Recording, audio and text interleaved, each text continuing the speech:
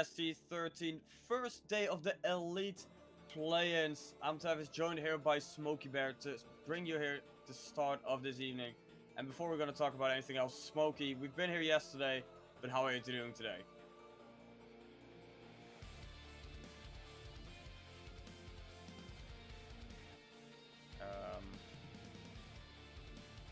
Oh, my apologies. I think I was on mute there because I sneezed. I was going to say I'm doing amazing, thanks very much.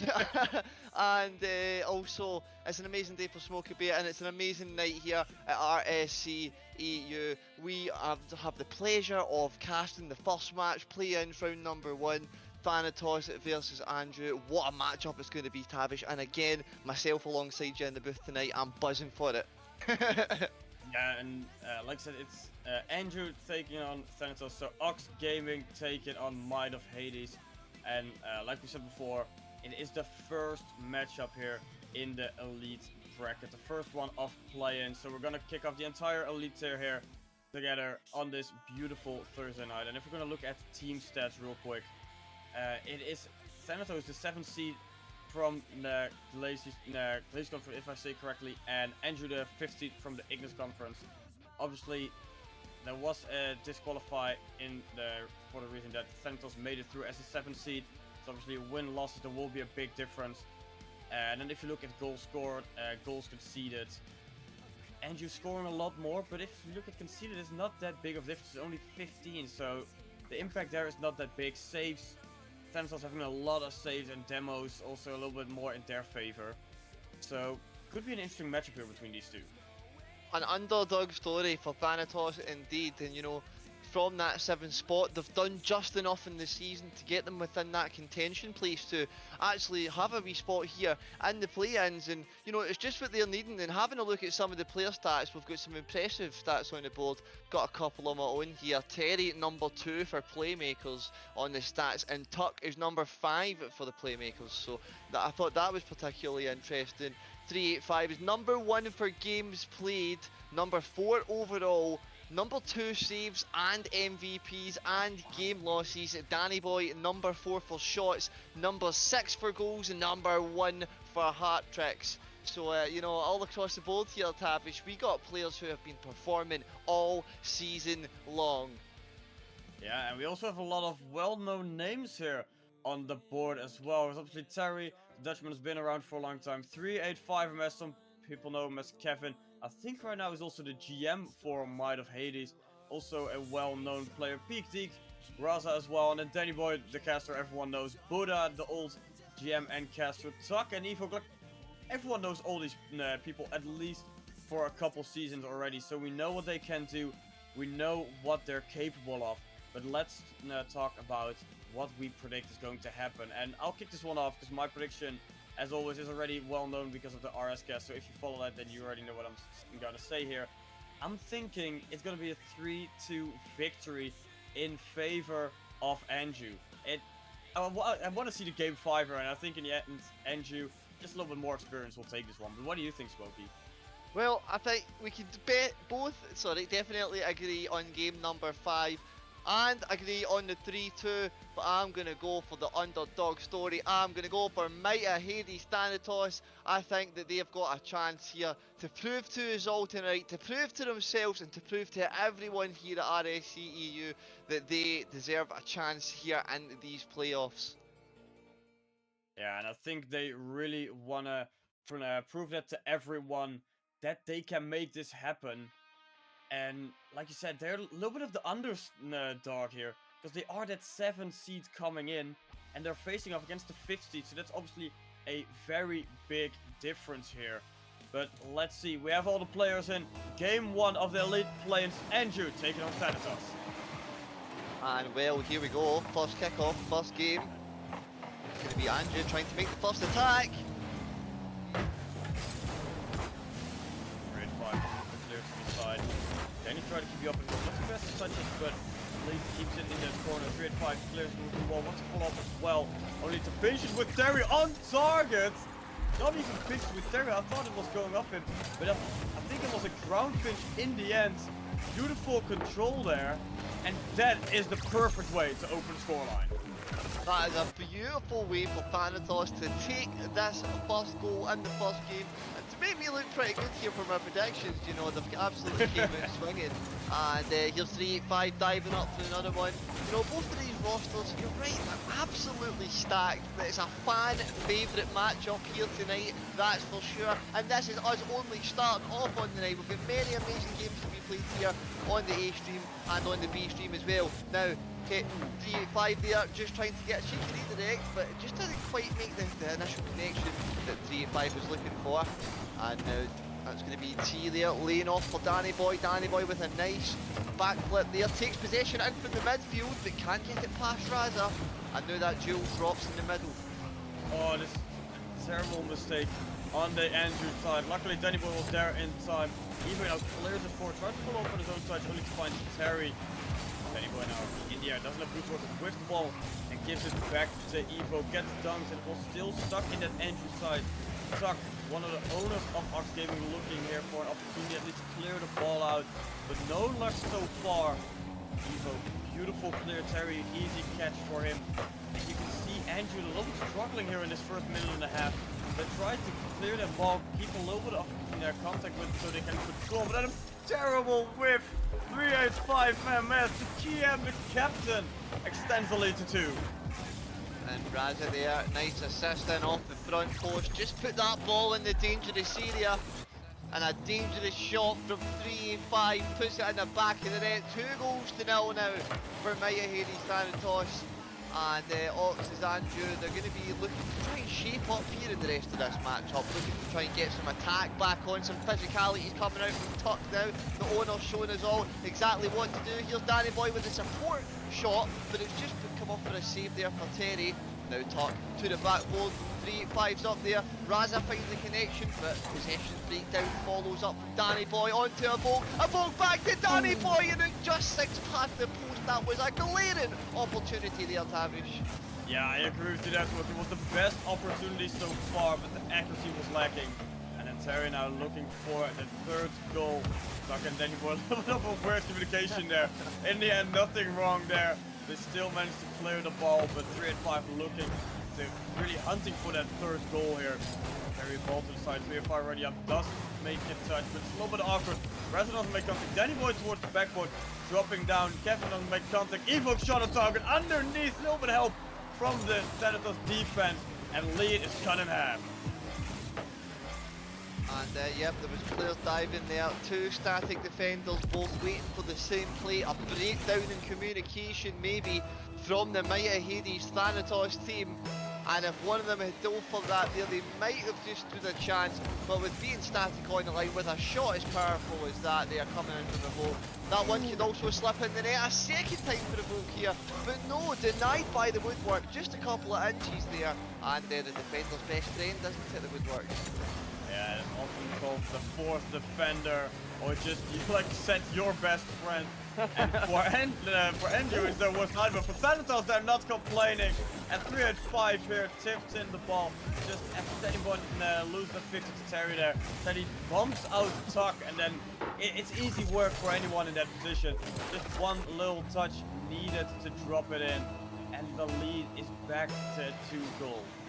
That was just a case of missile lock-on detected, and unfortunately there for Andrew, they're going to feel that one. They're going to feel that one pretty hard. And now here's 385 coming in from the corner pretty hard, but it falls off there. Raza having to get that follow-up touch into the middle, and with a demo from Tuck, opens up a play here for Danny Boy, taking it under 1, gets the 50 off of the second one, but there's 3 Thanatos players in that corner, and they've came away with possession from it. Here goes the shot from 385 with Danny Boy up there in the nick of time. Danny Boy now doesn't have boost. Wanted to fake it a little bit as well, that Evo could follow, but it gets demoed for his effort. And now a transaction all the way to the other side. It's quick to the target, but Danny Boy, being the hero there, saved it. Tuck, play into the middle field, only finds Evo with 3 on target. Isn't that powerful, not that dangerous. Beautiful bumper on 385, but does still make contact to clear it. Raza now looking for an opportunity, doesn't have that much success, and it's again a little bit of the back and forth, the ping pong play here in the middle of the field. As you can see, Thanatos, they don't want to overcommit, they just doing their things like, yeah, we have the 2 goal, cushion here. We don't have to rush anything. We just have to play our game. But Andrew definitely on the hunt. But they know as well, if they overcommit with one thing, they're going to concede a goal. Beautiful save by Evo to not concede it anymore. Well, 30 seconds left on the clock now. The pressure mounting on Ox's Andrew. But Tuck here leading the charge, almost manages to find an opportunity on goal. But no, not this time. Now here goes the Volk, they're trying to do one more. 3-5 looking awkward, but Raza coming in. Clutch there to take that one away. Well, Tuck looking for a drop down, doesn't have success anymore, looking for the infield pass, does find it. Evo pushed up a little bit too far.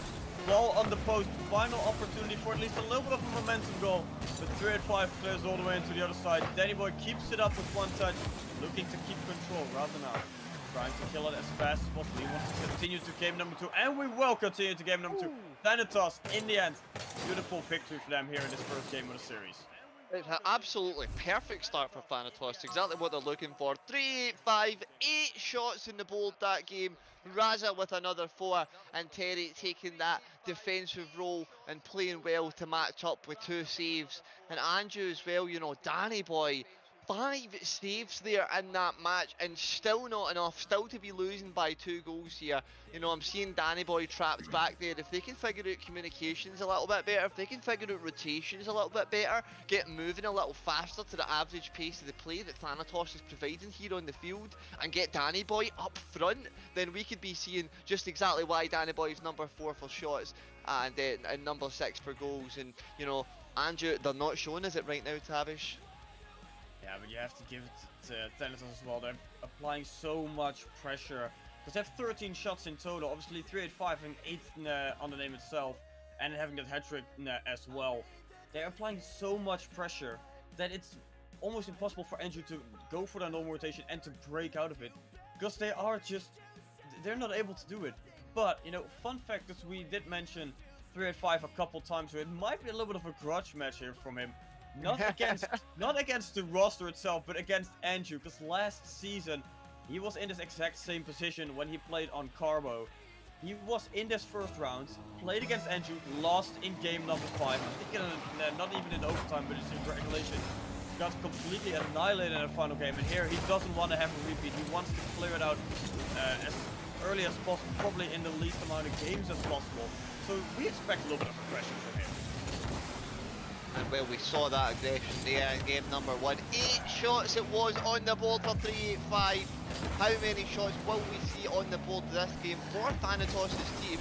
Andrew now holding on in defence a little bit better this time. Each one of the players meeting the rotation, meeting the play well, meeting the ball well on the 50. Now Evoke managing to get a cheeky wee double touch, but not up and over 3-8-5.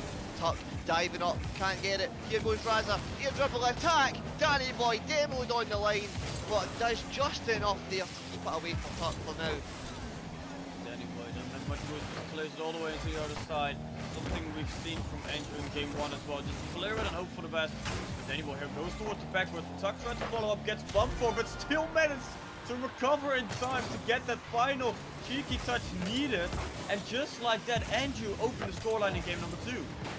Beautiful team play, beautiful communication. They knew exactly where they were going. Evoke hits it into the middle, it gets back up the other side of the field into defence, lets their teammates take over. If they can rotate like that, we are going to be shaping up for a beautiful series here, Tavish, as both of these teams are absolutely excelling right now. Evoke having to get a little demo there on 3-8-5 as he manages to get that touch away. Danny Boy now. Tuck's pass can only shoot it past as far as Raza. Raza now plays it into the middle of the Tuck, and Danny Boy has just demoed. I think that was Terry there on the back line, and that's just an open net, Tavish. Yeah, Danny Boy just showing a little bit of aggression here and removing that final defender, just like you said, Smokey. It is a beautiful play, and just like that, an open net, and you're 2-0 up here in this game. We still have 3:30 left on the clock, more than enough time for Thanatos to bounce back, but they have to do something here, because so far, this is just basically game 1, but turned around. Andrew stepping up huge here. Thanatos kind of struggling with the pressure.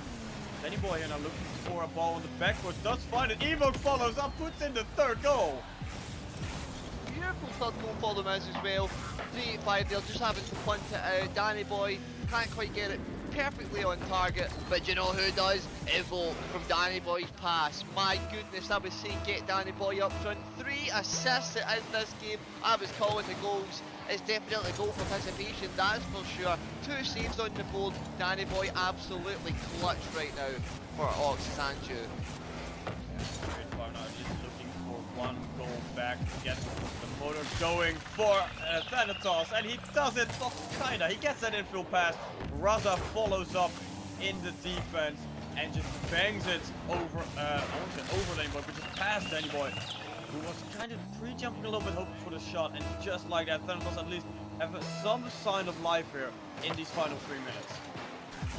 See the experience from Raza coming through, and now, you know, Raza's been in a player, been in management, and just as a few of these other players are, and it's amazing to see the experience that's in this match right now, Tavish. It feels like it's just a matchup of 2 absolute titans here, you know, just really going for it. Here's 3-5 going for it down the side, manages to get that second dunk. Raza diving up and in, but Danny Boy denies.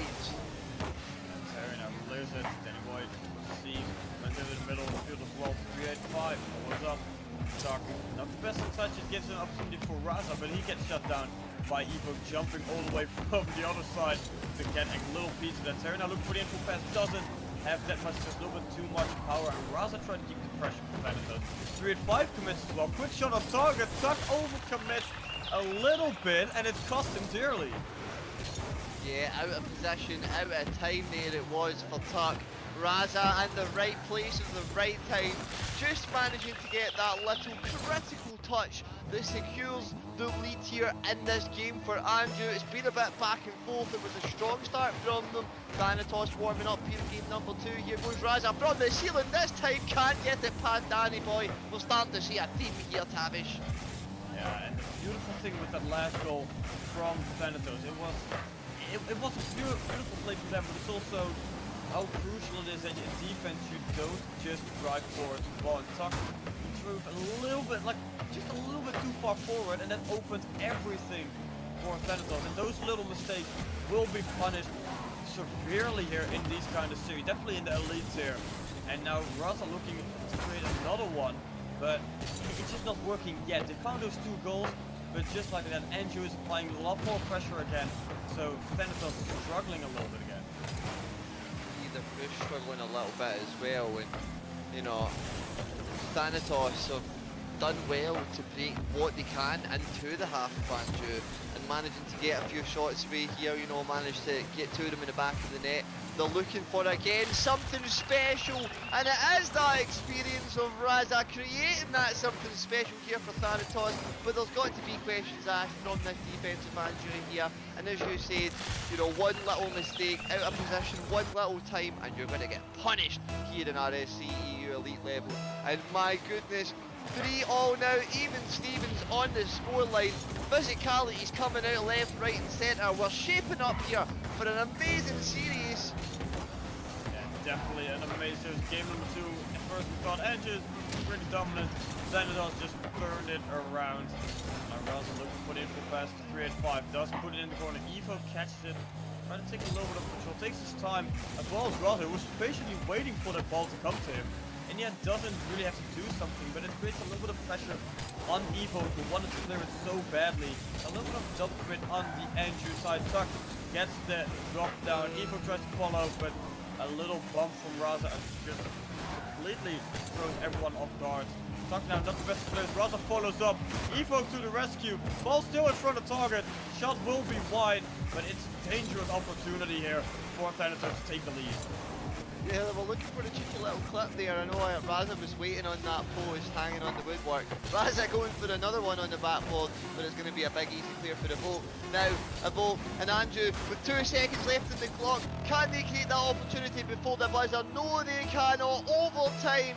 Here we go, game number 2 already. We're shaping up, remember folks, Thanatos took the first one, and it's Andrew that will be looking very hardly here to try and get this. Game number 2, this one might just go in off the ceiling, but it doesn't. And I love that play from Danny Boy there. He put the ball on the wall, And then instead of trying to follow up, he just says like, here, I'm gonna demo, I'm gonna be annoying. Giving the opportunity for Tuck to get that final goal, to get that win. And that is so crucial. And that is maybe also the analyst side from Danny just coming into play there. He knows what he has to do to give his teammates the opportunities. And Andrew takes the win here in game number 2. Yep, you know, you can see exactly those analyzation skills coming in from Danny Boy there.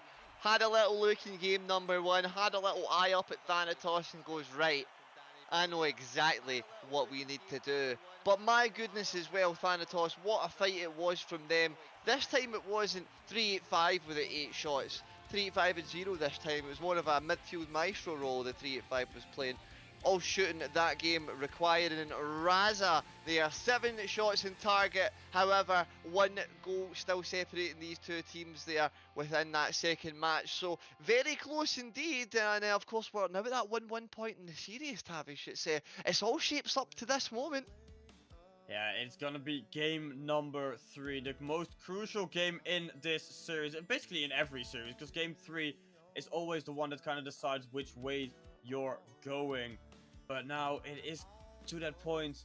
We had Thanatos being very dominant in game number 1, Andrew kind of struggling, probably still had to warm up a little bit. Maybe Thanatos carried a lot of momentum from their scrim into that game number 1, but game number 2, Andrew answering strong, Thanatos a little bit struggling, managed to bounce back in overtime.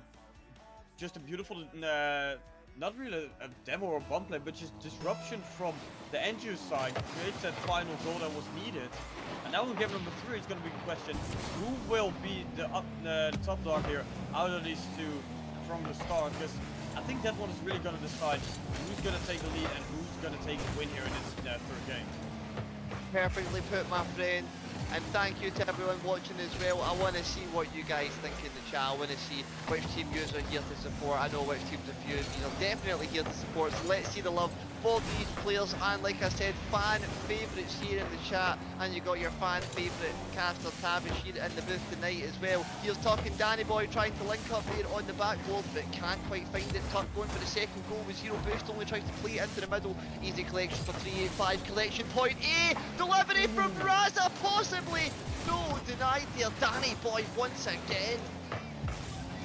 Now Evo takes it into the air. As loads of time work. Throws from flipping and does get it, but not enough power behind it to really make a dangerous opportunity there. Raza now goes for a quick shot on target. Danny Boy yet again with the save. Evo now again on the counter attack. Doesn't have boost to follow up, but at least it just puts it a little bit in the awkward spot that 1 or 2 players from Thanatos have to commit to it.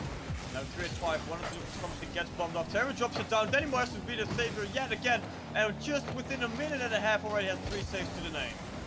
Absolutely unstoppable, rock solid defense. That wall cannot seem to be broken right now. That wall as Danny Boy, speaking of Danny Boy, has to have a go for this one here as Evo there. Tries to get that follow up into the corner, gets the 100 boost steal, sets the ball up in the middle. Terry going for it as well. Terry winner in this occasion. Again, breakdown in possession again.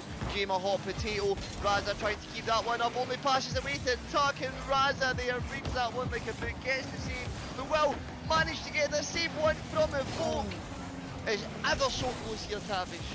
Oh, there an opportunity for Tuck, but Terry clears it. Danny Boy doesn't care.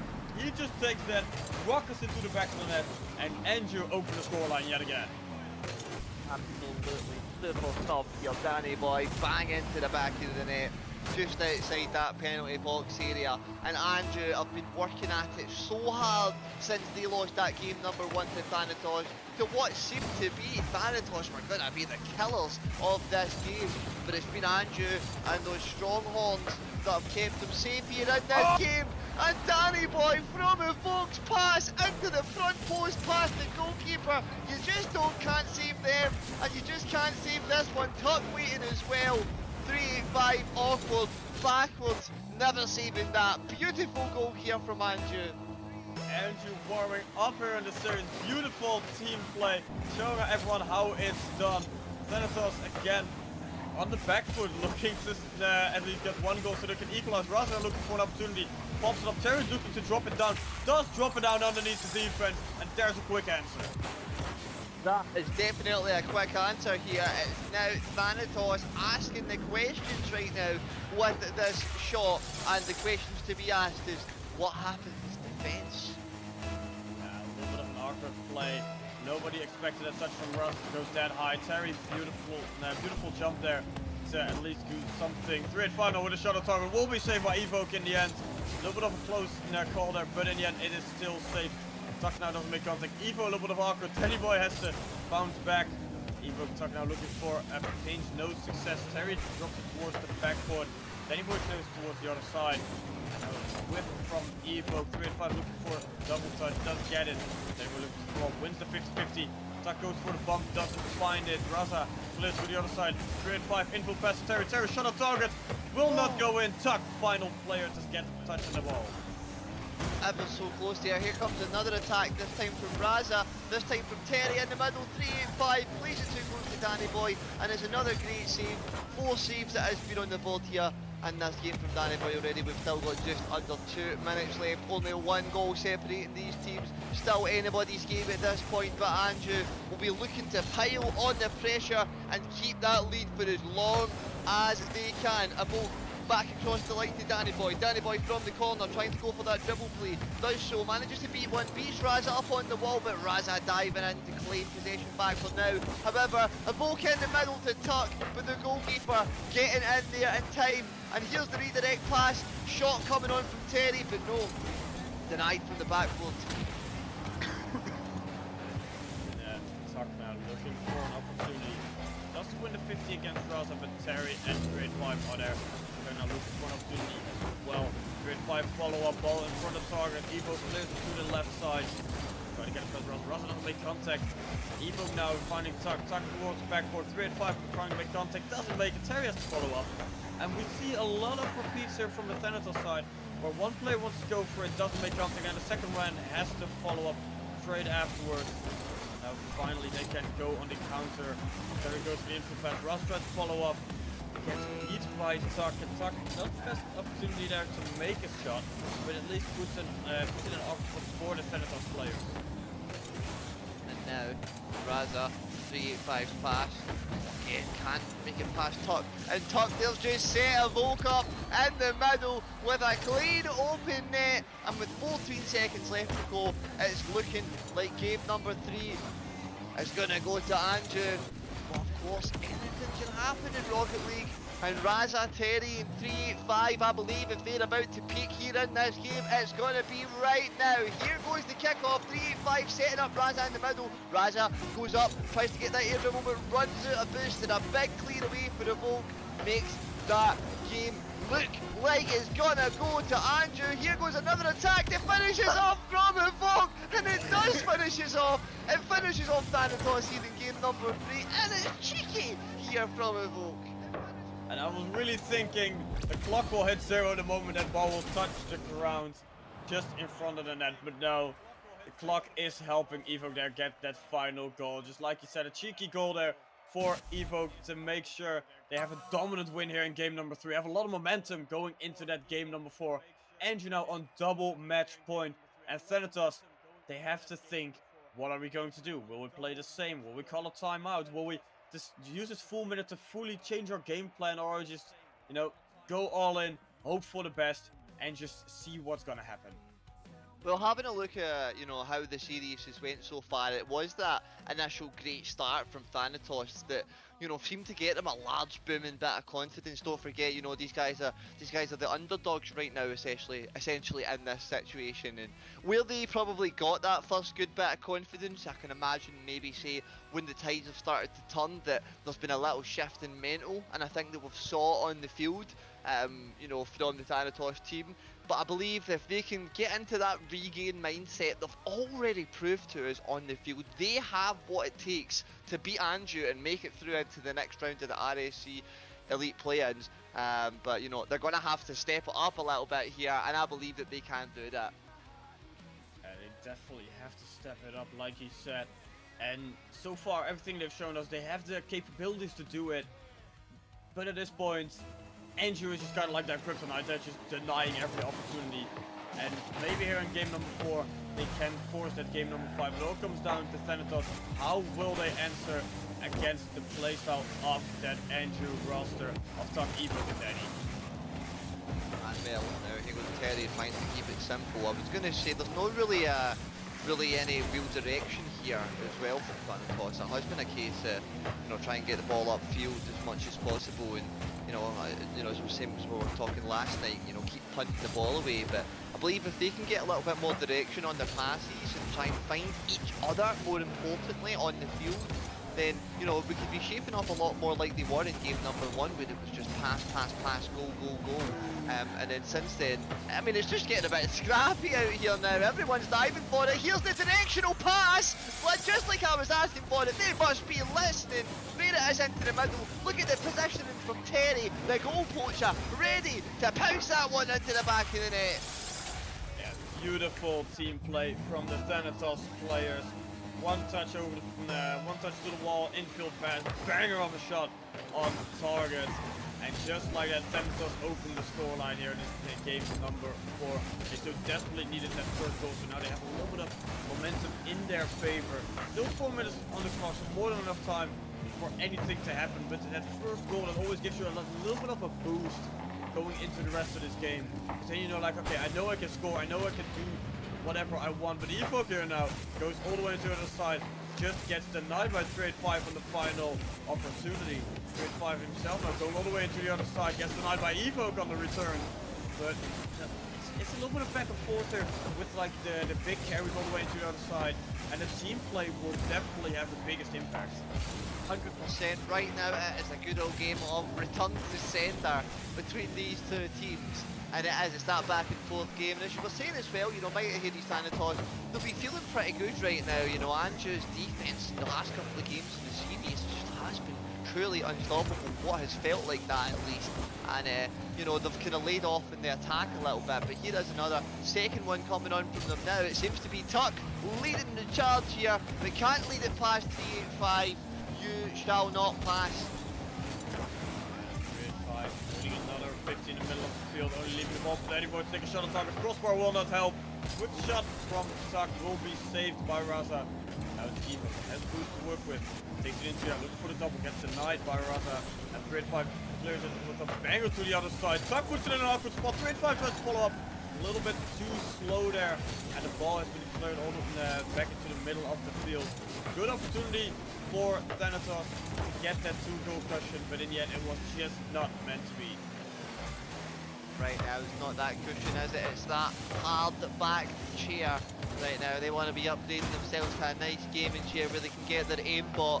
Now here's Raza hoping to aimbot this one up to the other side of the field, but Evoke they are managing to just completely aimbot missile lock on, destroy 385 on the line. However, no goals came from it just yet. Danny Boy trying to go for the flick this time, not beating 385. Here goes Tuck. Again, the demolition, the physicality is coming out, Tavish.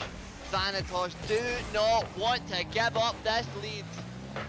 No, and there was just a couple, like half a minute ago, a very good opportunity for Andrew as the ball was dropping down, but Danny Boy completely misread that ball as it was slowly floating towards the ground and jumped over it, I believe.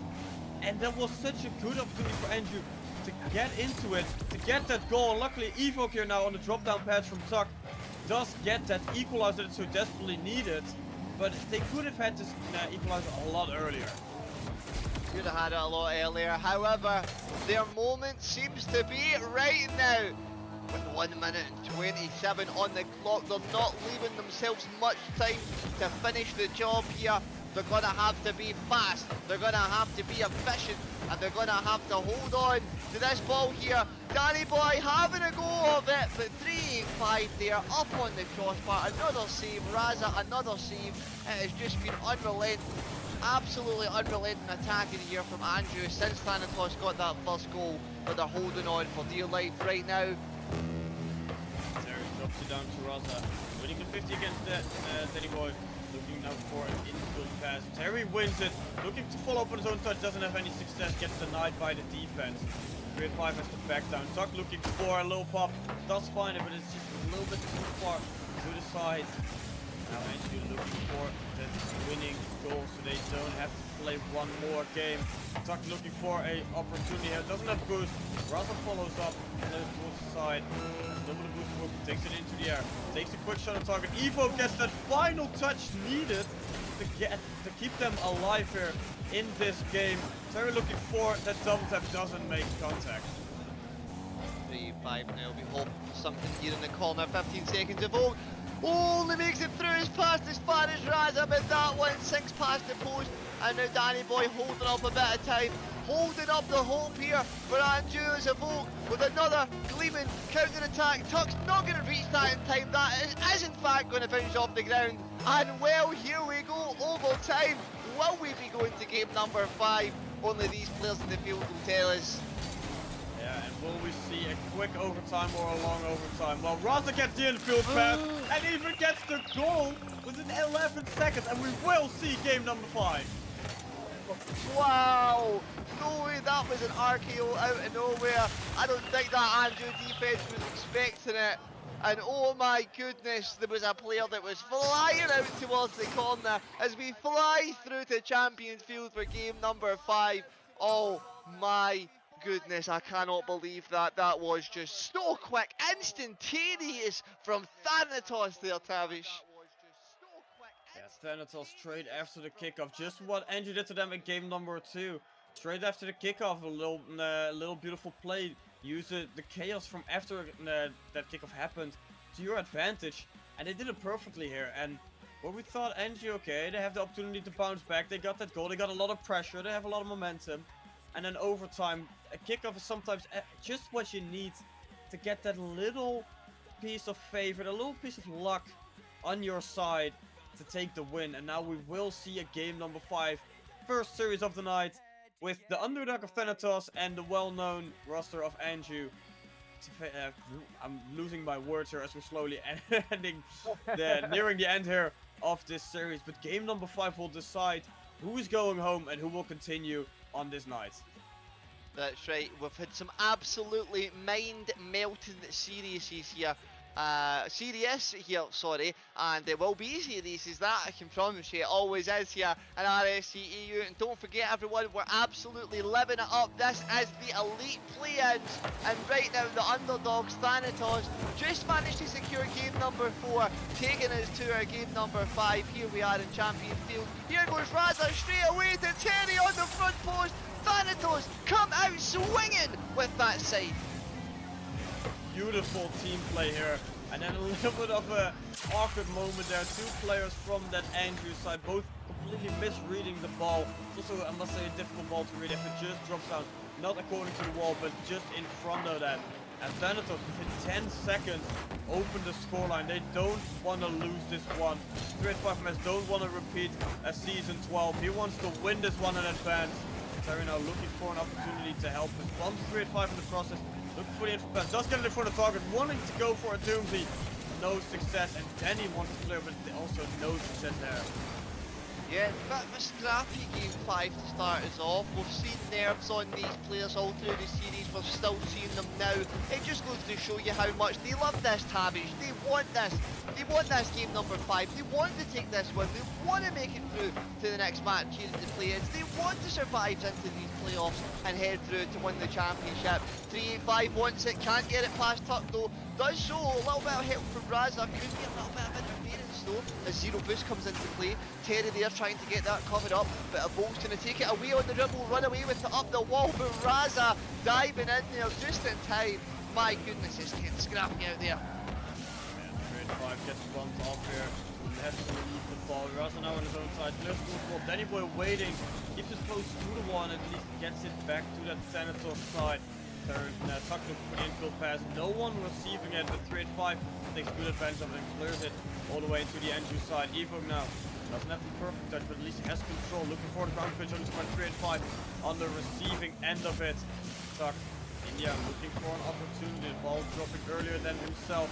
Terry now with the shot on target. Beautiful there, but Danny in the end gets that save that was needed, and now on the other side looking for the goal. Now will go on the woodwork, so close to the equalizer, but no luck on his side there. Yep, just ran out of luck there, but my goodness, the physicalities, they're not running out. Oh, and Raza just gets in the way of that one there. The 3-5 tries to take the shot. Terry shoots it onto the back post. The fucking Danny Boy create a crazy powerful pinch all the way back up to the other side of the field.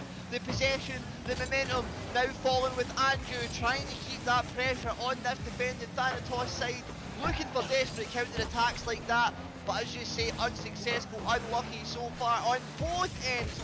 But however, both of these teams giving everything here. Yeah, they don't want to. I don't. Both of them don't want to go to an overtime. Both of them don't want to lose. And now an opportunity here, bouncing in front of the target. No one's going for it. Anyone looking for a shot? Just get it on somewhere. I'm out of words here. Hokey Bear. Look what happened. Raza looking for a clear. Straight 5 jumps for it. Terry is on the backboard and Danny is just waiting for that ball to drop to him. He just gets one touch and it slowly rolls towards the backboard. It was Thanatos asking the questions before, but it's Andrew that's asking him up that Thanatos deep edge right now. They're going for a second one, but can't quite get it. And they look a lot more composed now after losing that goal there, which was a bit messy. However, Raza trying to take over in this one. I hope Thanatos' communications are still going strong right now. They're going to need them the most. They can't be affording to lose moments like that, lose goals like that after working so hard this season to get to where they got to get to this point in this series. Tuck goes for the shot, but Raza up for the save. Yeah, now Evo trying to keep the pressure. Danny Boy gets a shot on target inside of the post, and Andrew take the lead here in game number 5. Evo tried to keep the pressure. Tuck gets an, I think, a non-intentional touch there. And then it's Danny Boy on the receiving end, bangs it on the post, and it's just enough to roll in. It was a perfect layoff from the owner Tuck, and of course the fan favourite Danny Boy. We're seeing the love in the chat. They love to see Danny Boy score. We've had 2 this game, maybe a third one coming in here for Andrew. Here goes Danny Boy one more time. 3-5 into the middle. Terry, nice punt up, but only meets Tuck there. Terry once more managing to break away with that one, trying to set up Raza in the middle, but what a save! The hero, the star, the celebrity Danny Boy coming in clutch here tonight, and the Tuck has to do the same. It's completely unrelenting from Thanatos. They don't matter if they're a goal down, they're not giving up. Danny Boy now on the other side, looking for the info pass, does find the Tuck on the receiving end, goes it towards the backward, looking for a double touch, does find it, but a little bit in an awkward position. Raza now 15 seconds looking for that late equalizer here in this final game. 3-5 towards the wall, doesn't have success, only to find Tuck. A little bit of double commit between Tuck and Evo. Danny here has to play savior yet again. Finds Tuck's shot, would work, but it's still in a dangerous position for Andrew to extend their lead. Final 30 seconds before we know who's gonna continue in these play-ins. And well, Thanatos, they're starting to look a little bit desperate here in this last half of a minute. 3-5 with a beautiful chance on goal, but Evoke denies that opportunity. Danny Boy back to Evoke, they're looking to hold on to the play here. Maybe get a little cheeky goal of their own. 3-5 in the way this time. Raza now, 10 seconds left, has to make the most of this. What a very awkward opportunity, and can Evoke closes it down, and with only 6 seconds left to go, unless we see something special here on kickoff, it's looking like it could be Andrew that's going to make it through the next round to meet Tigris. Yeah, and where Thanatos opened this game so strong with that with the goal, taking the ropes in their own hands. Now Andrew will take the victory in the end. Andrew takes it in game number 5 and will continue in these play-ins. Absolutely superb stuff there from Andrew. My goodness, wasn't it looking a little bit shaky out there at first, you know. In fact, throughout all of that series, you know, there was just players just absolutely swinging for it. But the MVP and the story of game number 5 lies with a fan favourite, as I've been saying, Danny Boy. What a performance it was, really showing us just exactly why number 4 for shots and why number 6 for goals, and you know, it's just that complete attacking dominance. Yeah, it was utter dominance from the entire side of Andrew, and what a series to start the day with. It was the team that was not supposed to be here, but got here because of disqualification, battling it out against Andrew, the number 5 seed, and they were so close to each other almost the So entire close. time. Two overtimes, a couple moments where it was like, okay, who's gonna win this one? That we really didn't know. But in the end, Andrew takes it in that game number 5. And then if you look here at the post-series stats, it's the only difference in goals is 3 goals in the end in favor of Andrew. So they were so close. 42 to 43 shots, 22 to 28 saves. Only the demos, Andrew a little bit more on the physical side here between the two. It was, commiserations to Mighty Hairy Sanitos. They proved that they did deserve a chance. However, Andrew, and however, the series MVP, of course, going to go to Danny Boy. Over 2k points there on the board. 15 shots, 14 saves, all out attack, all out defense. 4 goals and 6 saves. 4 goals and 6 demos there to make up for that. So just absolutely super impressive all over the field. And as I was saying, in that game too was where we seen a change point, didn't we, Tavish? And we were asking the questions of Andrew at that point. Thanatos looked super in that game number 1. And then we saw a very different game number 2. We saw a very different Danny Boy who had applied that caster mind into the game, and it just goes to show you the skill and what we can't even begin to comprehend what must have felt like in that series for those players. Absolutely superb stuff. Yeah, and like you said, Danny Boy, fan favorite I would call him, because, he's a caster, and some players don't like it when he's cast. But now he has at least something he can say. No matter what you're saying, I played my peak on stream, and he got that series MVP, so probably has a little bit of bragging rights there. And for Thanatos, well, personally for 385 MS, it was kind of a grudge match here against that and against just the name of Andrew. In season 12, he lost in game number 5 in the first round of play-ins. In season 13, he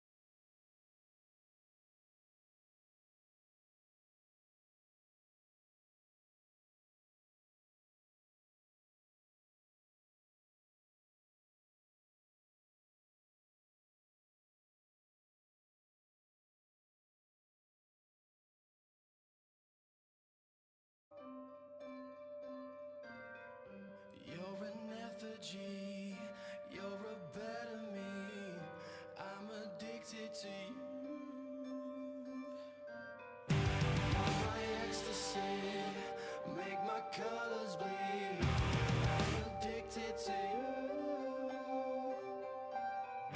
You're an effigy, you're a enemy. I'm addicted to you. I gotta go on ecstasy, just like a woman does. I'm falling down, addicted to you. Now I'm in love with the drug, and it loves me too. I don't need no one else, 'cause I got what I want right here next to you.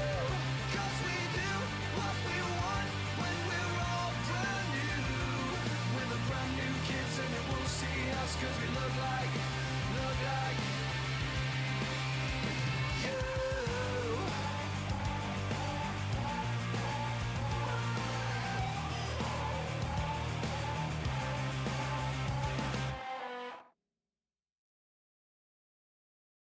I know we both want to do the right thing, but the needle in our compass is trembling. Trapped in the flames as our house burns down, left for dead 'cause we can't find common ground.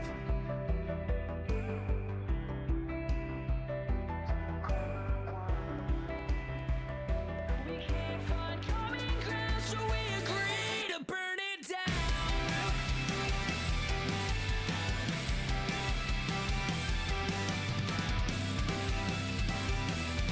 We can't let it burn down, so we need to find common ground. It's so hard to find the truth when the other side wants to bury you, to bury you. And it's so hard to find the way when the other side wants to play it like a game. It's all about who's wrong and who's right. Don't wanna learn, we just wanna fight. If different thinkers are enemies, just think of what we could be. If our thoughts were in harmony. I know we both want to do the right thing, but the needle in our compass is trembling. Trapped in the flames as our house burns down, left for dead 'cause we can't find common ground.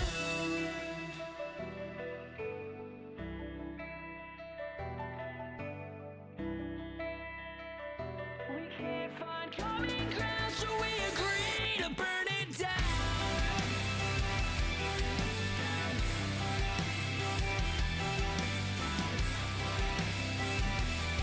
We can't let it burn down, so we need to find common ground.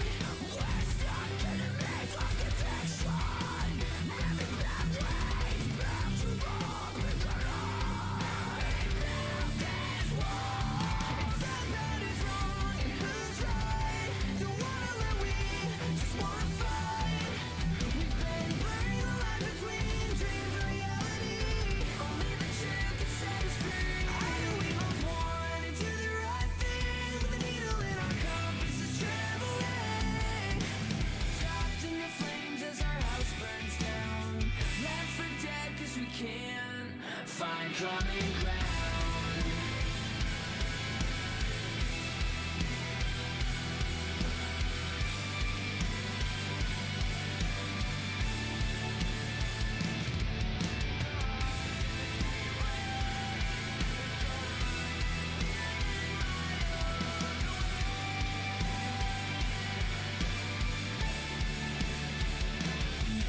Your heart's in the same place, but your mind is a million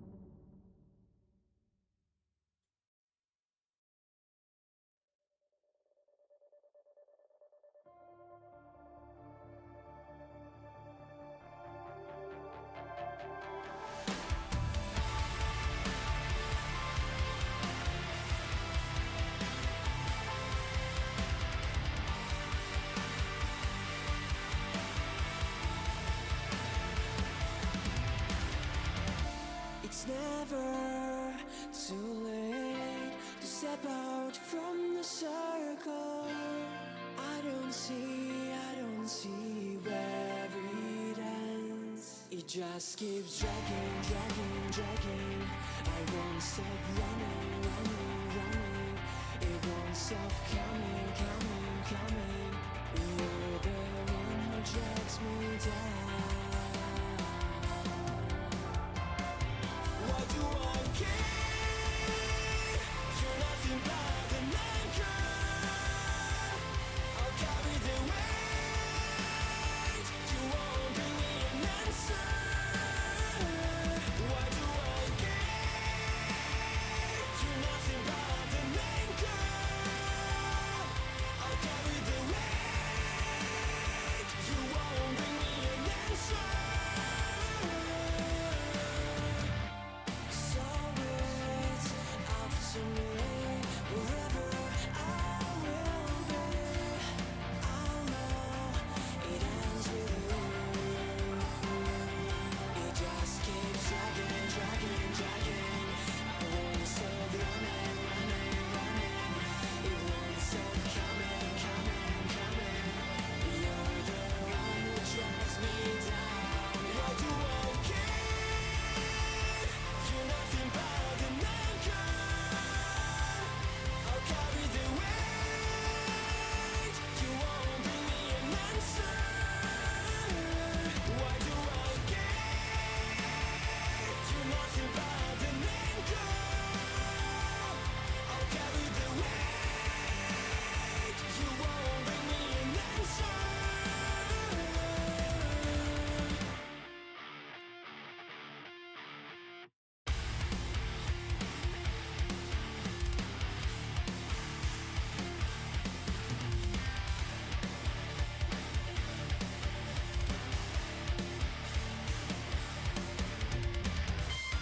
Why would you do that? Why would you take that wind from my sails? I wish you got over that. I have to let you go so the wind breathe away. You're nothing but an anchor. I'll carry the weight.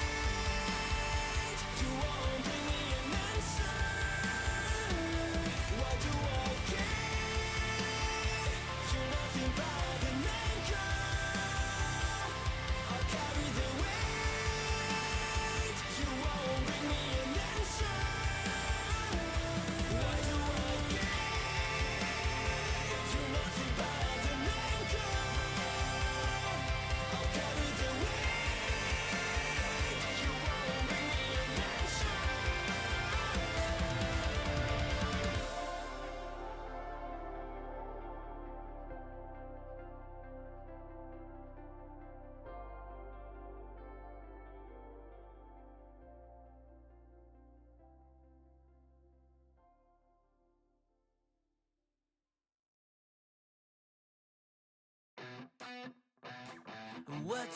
What you think about when you're born into a fire? Let 'em burn it out. Sell 'em to the richest buyer. They wanna let the world decay. They tell us lies and fade away, fade away. We feel betrayed. We were raised to lose the race. Wake at the back of the pack, kill it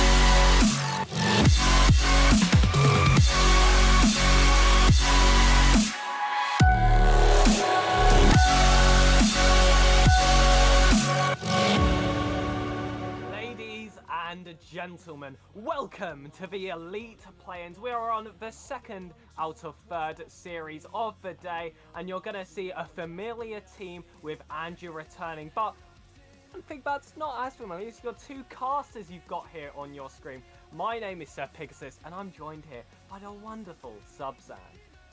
Hello, I mean, it's going to be a good game, this one, I think, now that we've moved on to the second game of the day, and Andrew, having just come off of a Game 5 win against Thanatos, and now moving on to Tigris, who, I mean, had a bye coming into play-ins, maybe might be a little bit colder than Andrew. Maybe the momentum might be having a slight impact on this series. What about you? What do you think? Well, I think it's quite interesting. It's hard to compare two teams that are in different conferences. This is constantly a struggle, especially in the playing stage where there isn't much opportunity for two teams to even play each other. But Andrew, like you just said, theoretically shouldn't be as good of a team. They didn't get their bye. They had to have a little bit of a fight against Thanatos, and a fight it was, going to Game 5 against the side that was sitting in 7th place and got in because Carbo did get disqualified. Maybe a bit of a scary result for Andrew, but you still back them to do well against this Tigris side. I mean, I certainly would. Both of these sides having similar offenses overall, scoring about 190 goals within the regular season, and regardless of Thanatos maybe getting a little bit lucky to get in here from DQs, they're not exactly a bad side that Andrew would not be afraid of. So to still come out of that series with a win, I would still call that for Andrew a good result, and they can definitely carry that into this series. Well, you need every result to be a good one when you're in this situation. Lower bracket of the playing stage. No second chances. You lose your best of 5. You get knocked out of play-ins, and therefore the entire tournament. Your season is over. All the 3 months work of effort goes to waste. And Subzan, I'm gonna throw a tough question at you now. You've got to pick one of these teams to be knocked out for the rest of the season. Who will be your winner and who will fall short? Now, I think I'm going to throw a little bit of a curveball on this one. You know, despite Tigris coming into the Swarm with a bye and Andrew maybe looking a little bit shaky versus Thanatos, I think maybe the momentum might play into their favour a little bit. I think they win this one 3-1 over Tigris. Wow, that's a brave prediction, but when you see good performances like we did in that previous series, I thought there'll be a few other people also backing this Andrew side. But look, I've got new stimulation here on the team.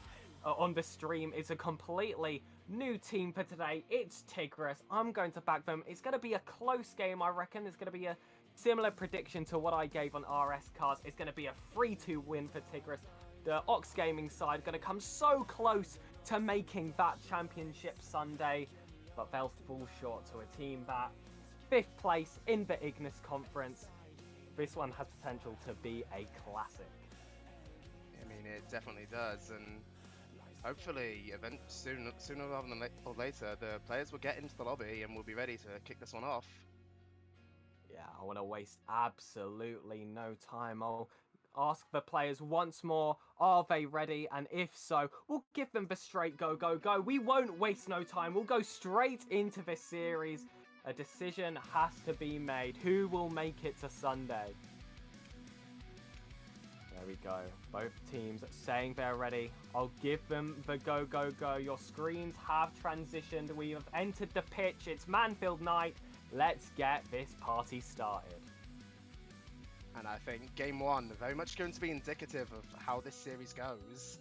You know, Andrew definitely going to test themselves to see if they can carry that momentum from the previous series. But if they're not quite able to, this game 1 is definitely going to show signs of it. Maybe some signs of weakness, or just, you know, Tigris just maybe starting off on a strong foot.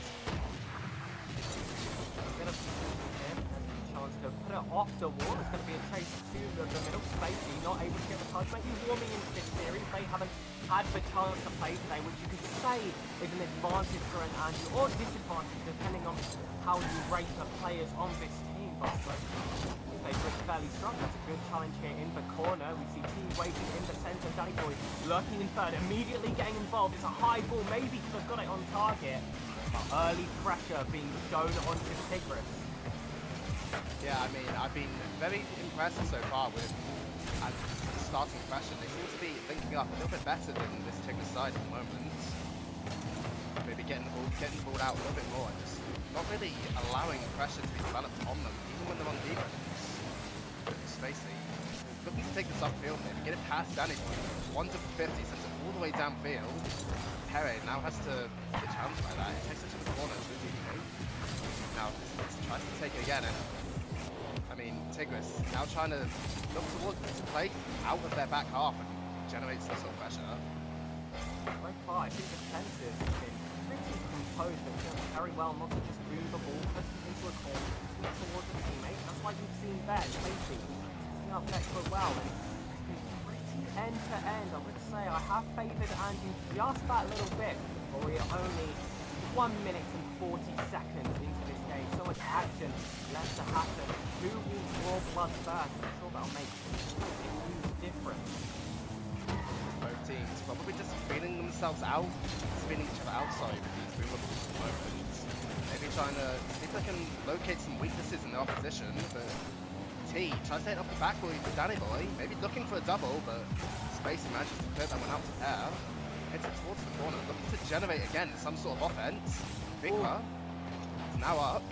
Pete Spacey to the middle, but the second man from Tigris just not willing to commit. T now with a double tap.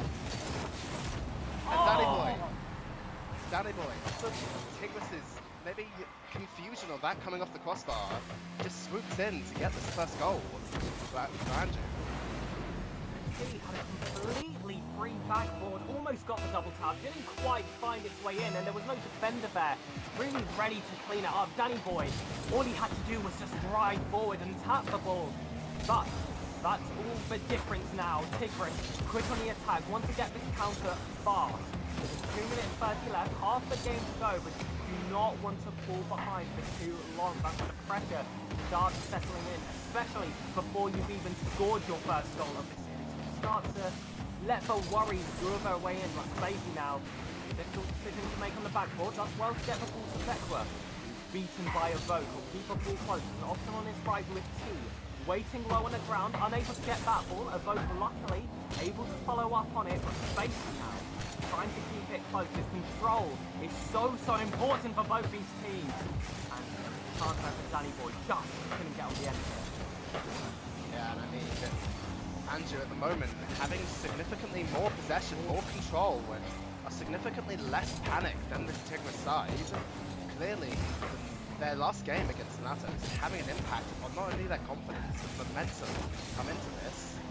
And I mean, at the moment, Tigris kind of just looking for an answer, not really wanting to go down any further than this. Second goal for Andrew could seal potentially this entire series if the momentum swings their way right. Beckworth in the corner, out to Spacey somehow, but it's quite high back towards the Andrew corner.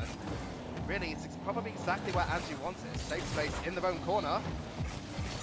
Beckworth just manages to lock out a Vote's potential flick, and and that one was all in the demo. It just seemed out of nowhere here, but it was a little sneaky one on the goal line here, completely wiped out the defense. Maybe trying to overcomplicate things a little with that backflip 50, a confusing 1-2 for Eyes and Subsan. It's quite strange that this game has gone equal. It's been quite cagey. It's been so much in Andrew's favour, and it felt like if the goal was coming, it wouldn't come that easily. I don't think it was actually a complication on the replay. I saw Beckwa actually Goomba stomping T, which caused that backflip challenge to occur.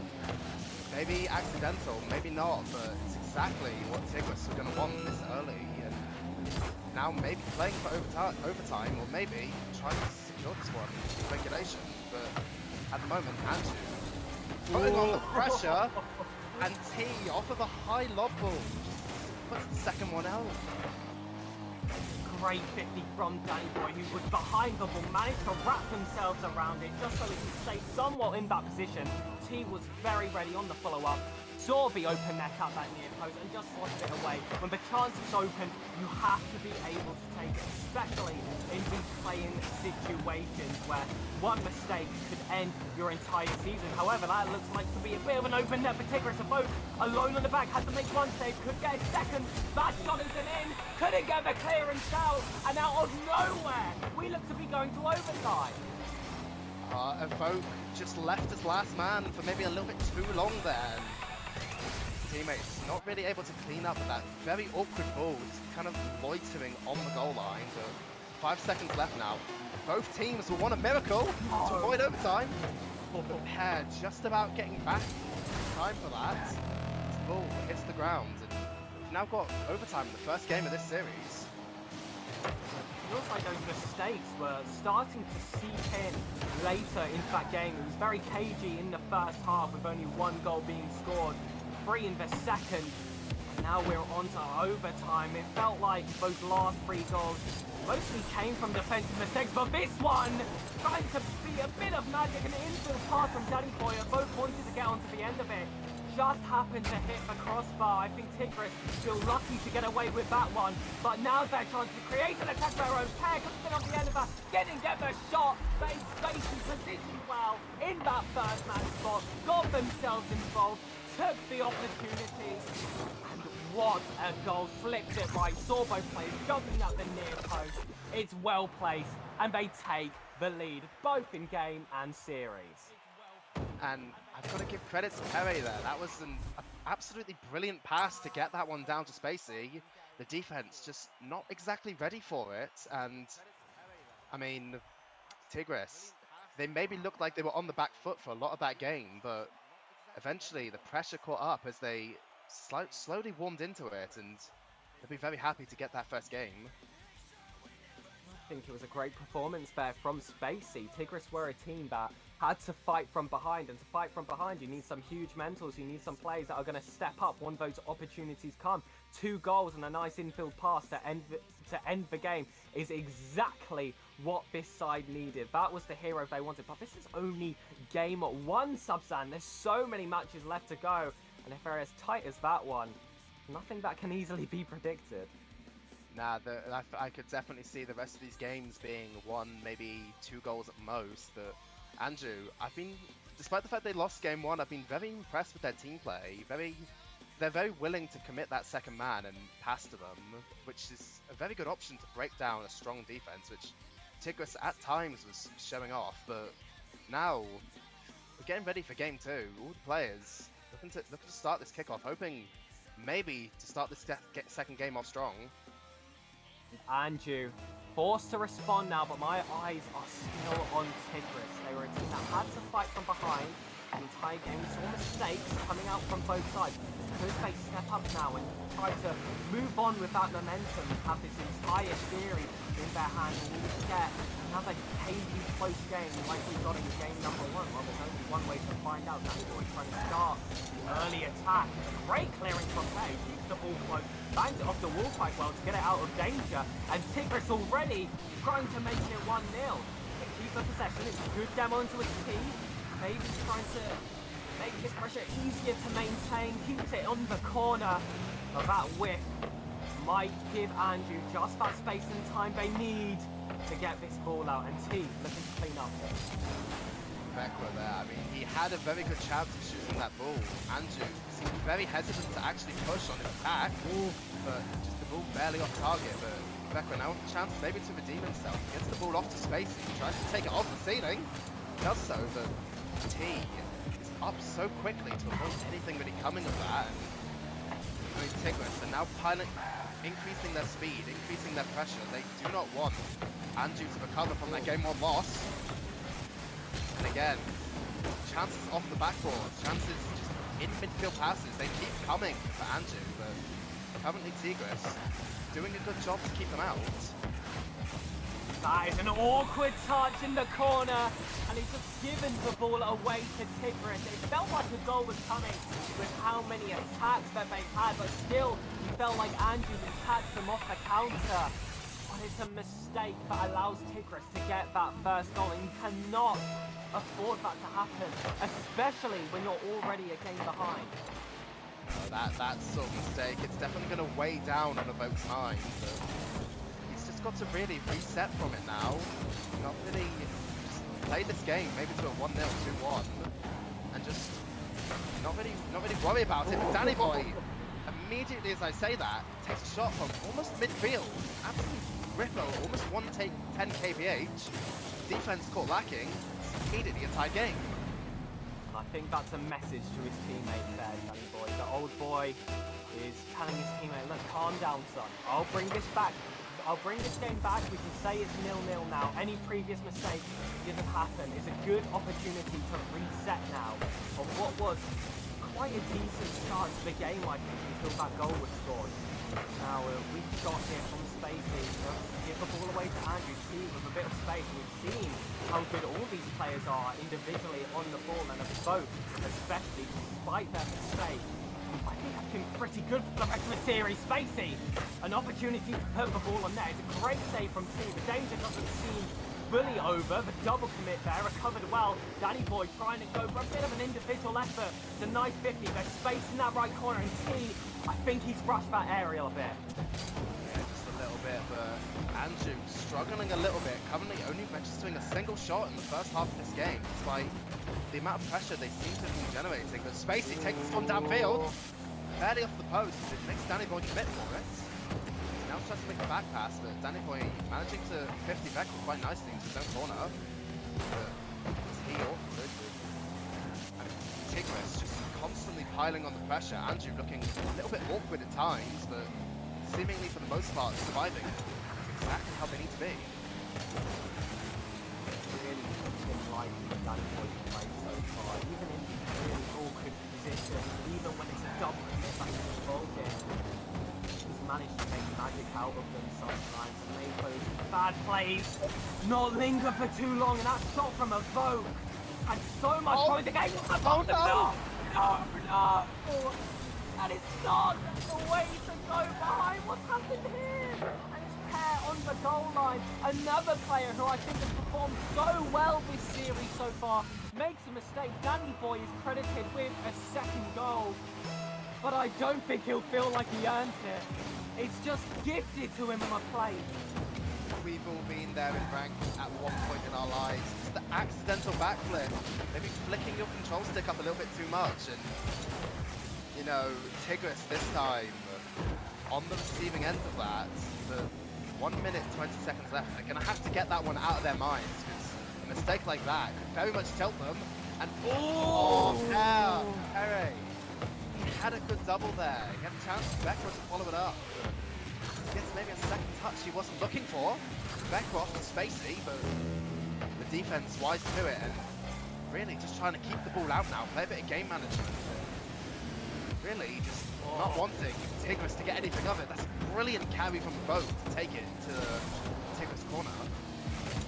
Oh, now might be a good shot here from Becker. Danny Boy again managing to get the save, keeping the pressure forward. Forces a bit of a panic touch there that goes straight to T. And the vote now. One more goal you think would take it. It's a good flip reset. Able to get the follow-up where they want it. Managed to waste that bit of time. The 30-second buzzer now goes off. Maybe causing a bit of panic for Tigris now. Pair made a few mistakes this game. You were talking about how you see those happen in ranked. It's one thing when it happens in ranked, it's another when it's lower brackets in the RSC Elite playoffs. 10 seconds now. They'll want to keep the ball up, but all three Andrew players can just sit behind the ball now. They don't need to play for a goal. Spacey with a bit of space, trying to keep the ball high, and Danny Boy. Now that's discipline. That's game management. Knows that the entire goal is the floor and slams it down. Andrew equal up the series scoreline.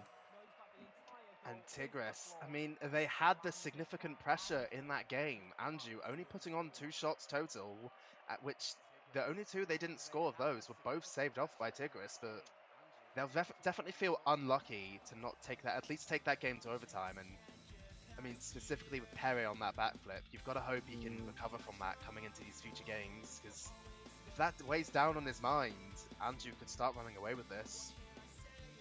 And it wasn't even just that backflip on the goal line. The goal beforehand seemed like it came from a mistake, and then even after that second goal went in, you saw them accidentally clear it off the opponent's goal line when there was someone ready in second man. It's absolutely devastating. But one thing they can at least have, maybe you could consider it a positive, that all the goals they conceded came from these silly one-off mistakes, that if they can clear those up, once again, it was a very close series. If they can keep themselves composed and they can get themselves back, there's no reason why they shouldn't be able to take this game pretty confidently, I would say. I mean, you would certainly hope so. Spacey, hopefully having maybe a few words with the team, just locking them into this series, accepting that they can definitely win this if they don't make the mistakes they did in the last game. At least they'll feel like it, but Spacey, again, hits this one off the corner to try and generate some early pressure onto Andrew. At the moment, Vekwa actually, brilliant dunk there to make this awkward for a vote, but he does really well with it on the backboard actually. Oh! That's now awkward for Spacey off that pinch. What on earth was Oh my word! It's a great shot by Danny Boy that required all three players to get involved here. So let's go for the follow-up on the redirect. But Tigris managing to recover. I think they need to control their heart rates now. That looked like a stressful situation. And oh my word, what placement! Into the top right corner. Had to read it off the wall, off the corner even. Even more impressive, Danny Boy was there. The man to get the most saves for Andrew is finally beaten. And he couldn't place that any better if he tried. That was absolutely perfect. Danny Boy, he was basically there, ready to defend it, but the placement just too perfect from Vekwa. And Tigris immediately get that first goal that's going to be critical for them in winning this game 3. Not very often we've seen them ahead. Need to be able to maintain it now. Before, it came from a mistake from a vote. This time, it was completely earned. And hopefully we're seeing a different Tigris side. Another shot on net. Danny Boy, not beaten this time. A vote. Great clearance off the backboard. Vekwa. Keep it close. Very disciplined. It's well tapped. Another 50, having to be cleaned by pair. Danny Boy, not getting the touch they want, but T, so fast on the ball. They're following each other up really well, and this is the first time where I think we're seeing 6 players bordering at almost peak capacity. I would certainly say so. You know, Tigres very much have calmed down after those opening 30 seconds, which looked maybe a little bit panicky. Triple commits, double commits, like just, they didn't seem like that into it, but now, all locked in, all ready, and these past minute, I'd say they've had a majority of this pressure, but off a mistouch from, I think that was Vekwa off the backboard. It was not clear, maybe that he didn't want an evoke. There to punish, T bumping out Pere, and Andrew get the game back to a neutral. 2 options there. You're either going to get that close touch, or you've got to get those low clearances. He's just too high, bouncing off those ceilings. We've all been in those situations. And a bit too much power on it, you're too low on the ball. These small differences are what can knock you out the entire tournament. And Team there was getting like a free-flip double touch quite low on the floor. It would have been maybe slightly lucky, I think it's fair to say. But you'll take absolutely anything in these situations. Danny Boy managing to flick it over one. Can he get it past the second pair? Is there? Gets the follow-up. Not quite on target. For both now was caught a bit high. Danny Boy leaves it. It's a great call there, saying that it's not on ball. That's complete communication. Vekwa almost redirecting it into the own net. Hare had to do some work, but it's too much awkwardness.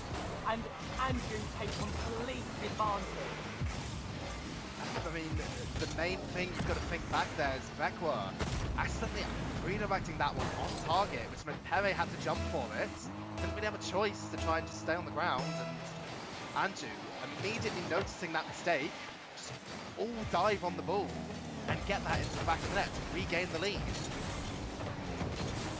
I just feel like I would like to say a majority of the goals this season has come from a huge mistake. We see a double commit here, which might result in another one.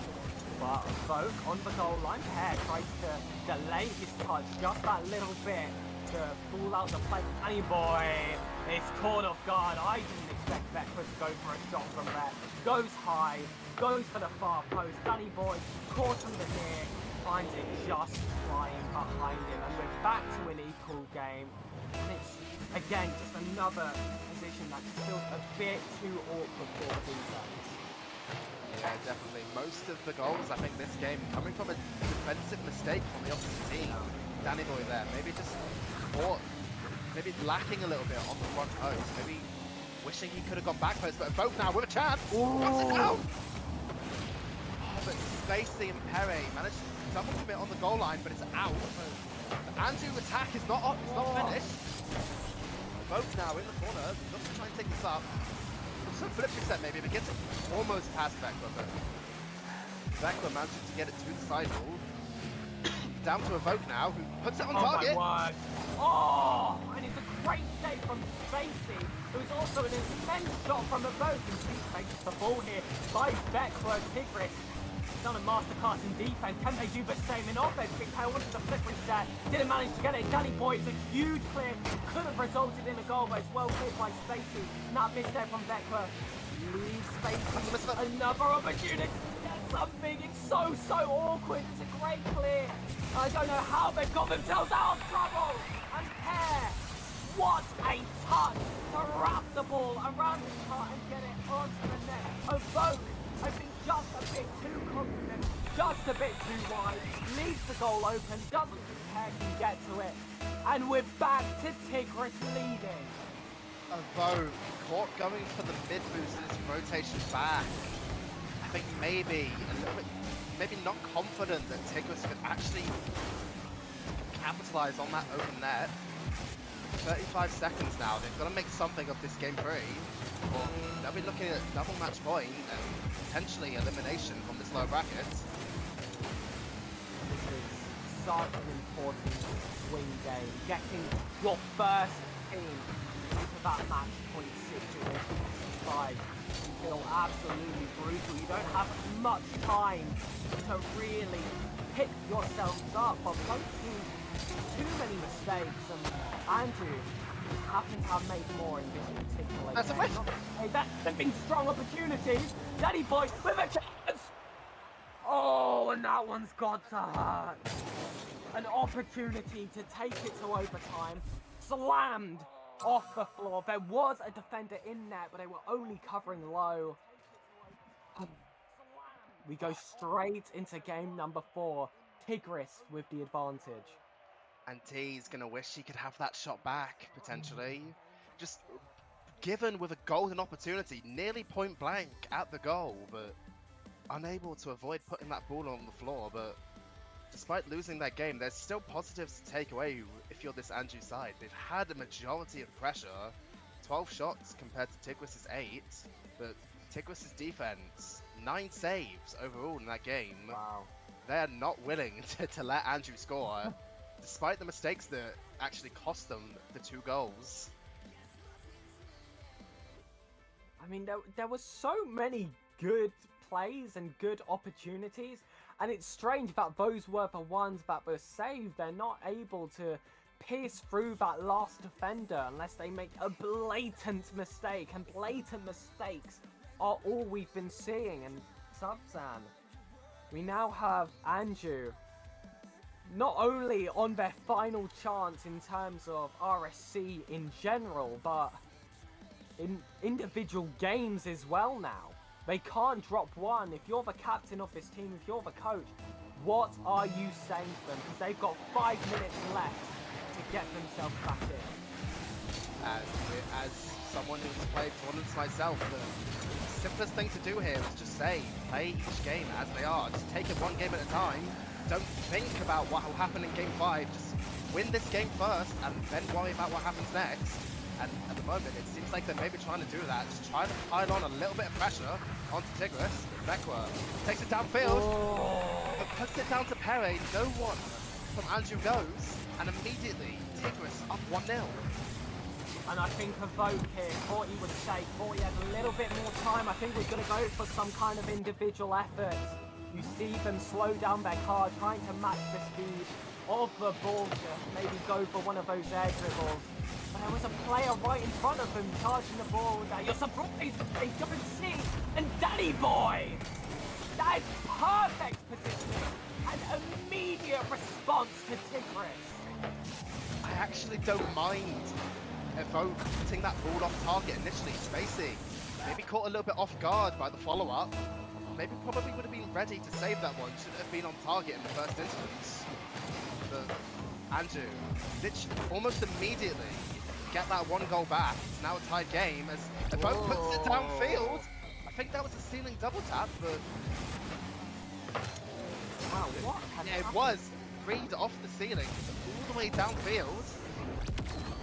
An immediate turnaround, 2-1 now to Andrew.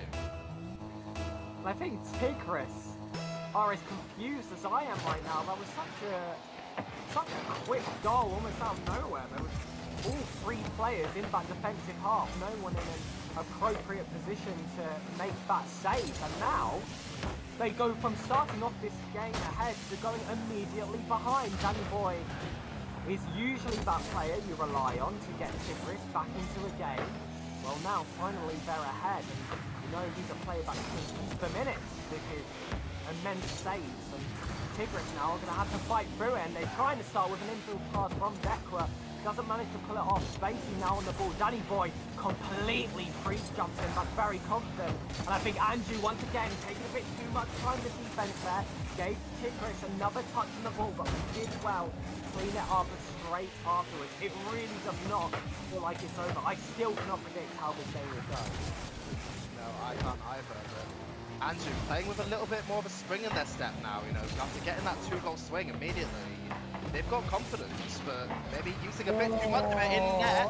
Wait, but it's this! No, Spacey, you had an open net.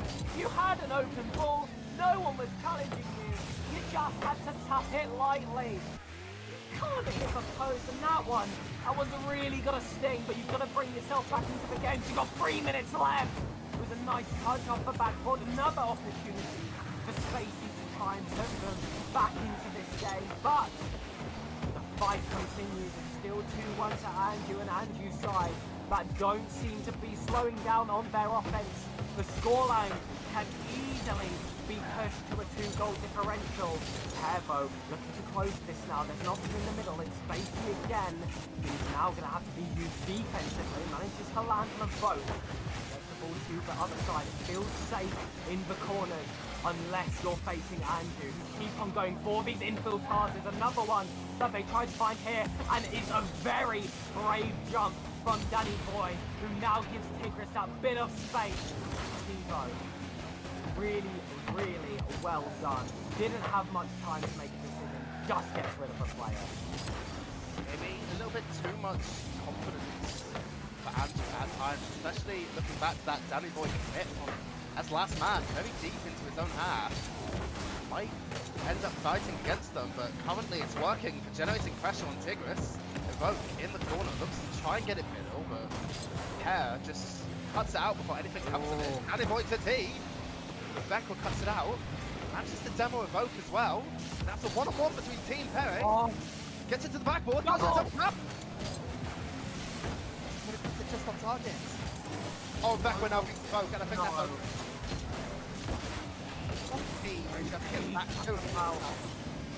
Just about, and it felt like that entire sequence there, both in offense and defense, just slight differences could have completely changed the way this game has gone.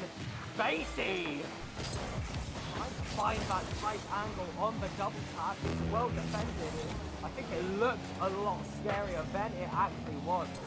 Again, wants to make up for that miss earlier, and I think has unlocked a bit onto the ball. Beckham wants the double tap, unable to get it. It's a great follow-up from Pear, who doesn't freeze up despite the double tap attempt.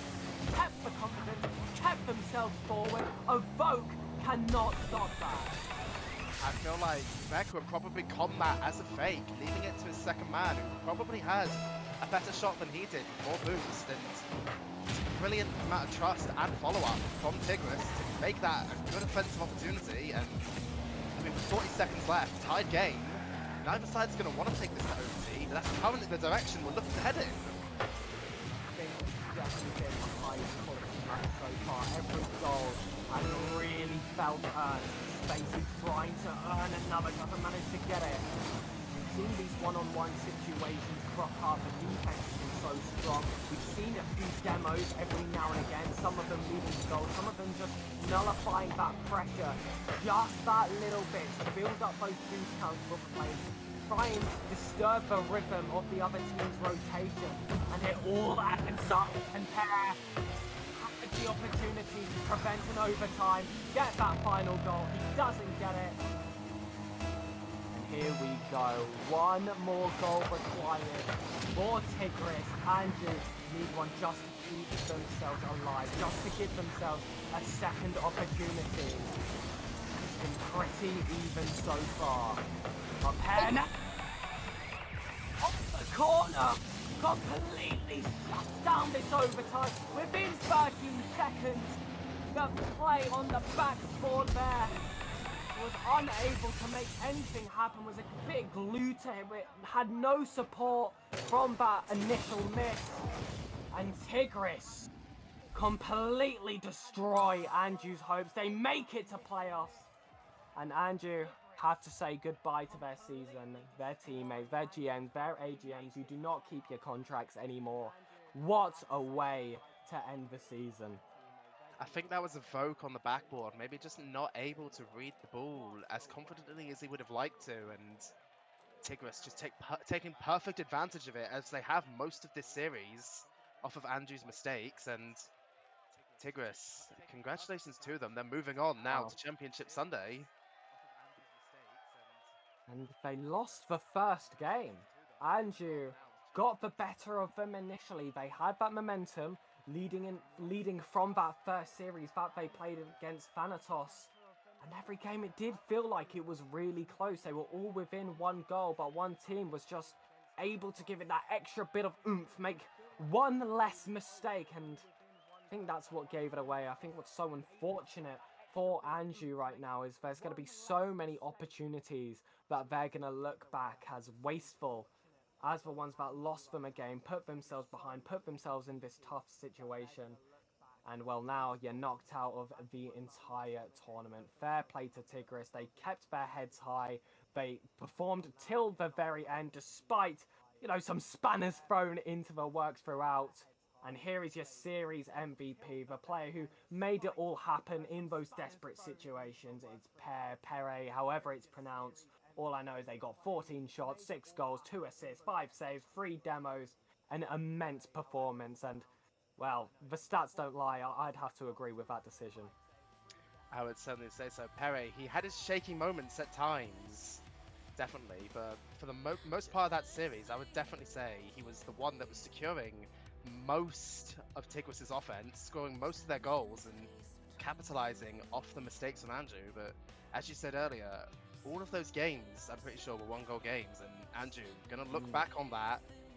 If it was a different day, they very much could have taken that series, but today maybe not their day coming into this series. And Tigris now, they make it to playoffs.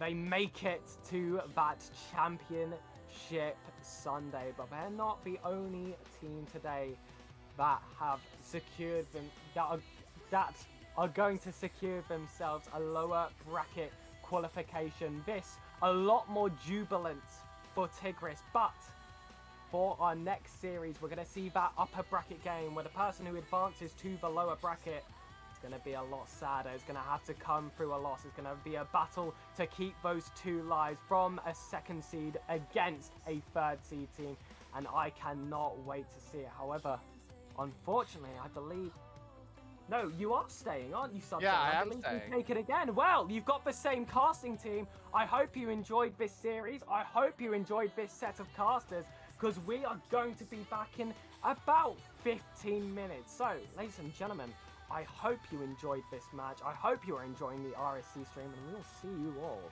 in a bit.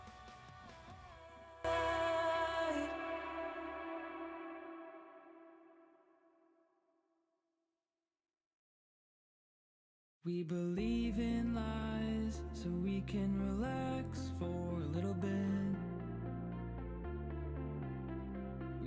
close our eyes so we can see what we want to see. Ignorance is bliss. We can miss what we wanna miss until it's too late to turn around and pick up all the pieces. Ignorance is bliss.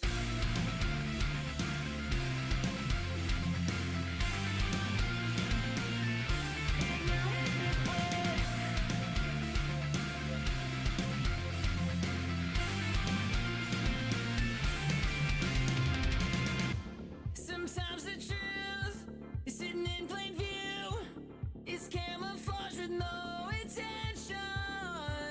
What if up is down and black is white, and nothing's as it seems?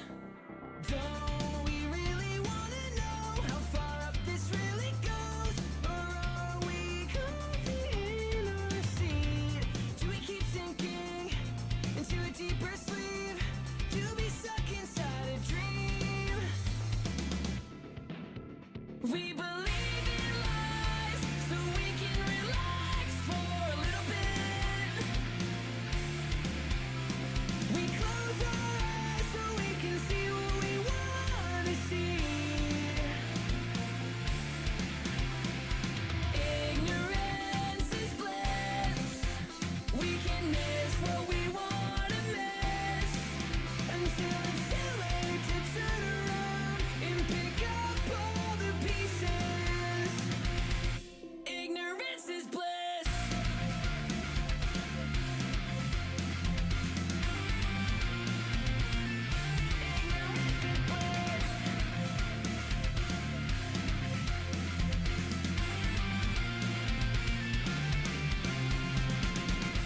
If we're too afraid to risk everything, we'll slowly waste away into oblivion. What if right is wrong and left is right, and nothing's as it seems? Don't we really wanna know how far up this really goes? Or are we comfy in our seat? Do we keep sinking into a deeper sleep? To be stuck inside a dream. We believe in lies so we can relax for a little bit. We close our eyes so we can see what we wanna see. Ignorance is bliss.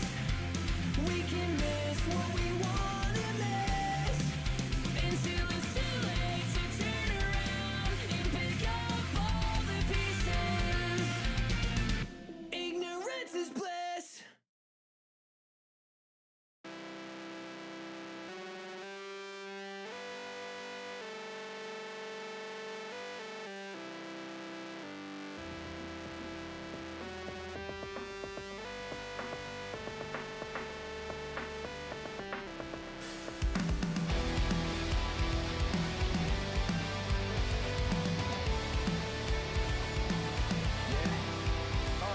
I'm sick of this and that. Do you really wanna know what I've been through? Gotta take you back to when I was 22. Had the worst conversations, the worst temptations. And I don't mean to be down and all, but all I really needed was some alcohol, yeah, to hold me back, to break me down. When I was looking for you, you were never around.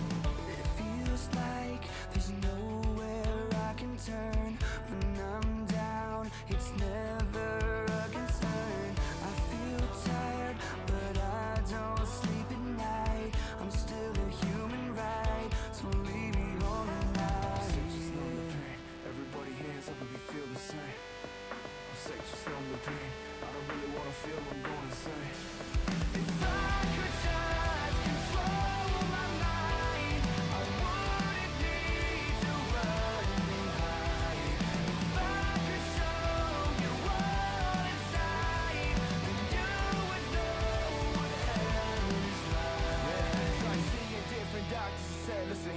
you've just bombarded with all these false thoughts to everything. Taking all these pills to feel a bit. Got me thinking that life is truly short. Got me thinking that this is my last resort. All I wanted was for them to hit me more. Why am I the only one surviving the storm?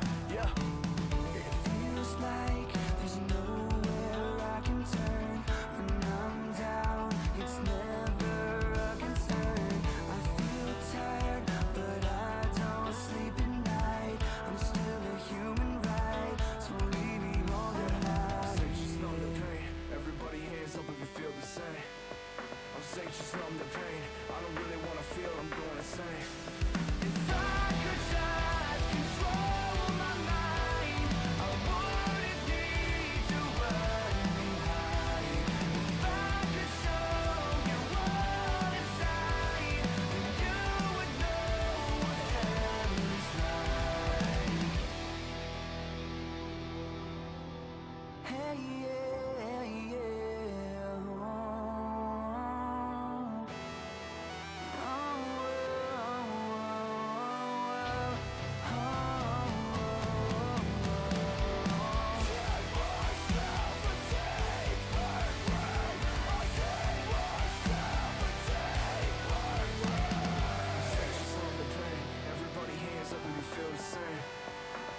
Just numb the pain. I don't really wanna feel, I'm going insane. If I could just control my mind, I wouldn't need to run and hide. If I could show you all inside, then you would know what hell is like. Then you would know what hell is like.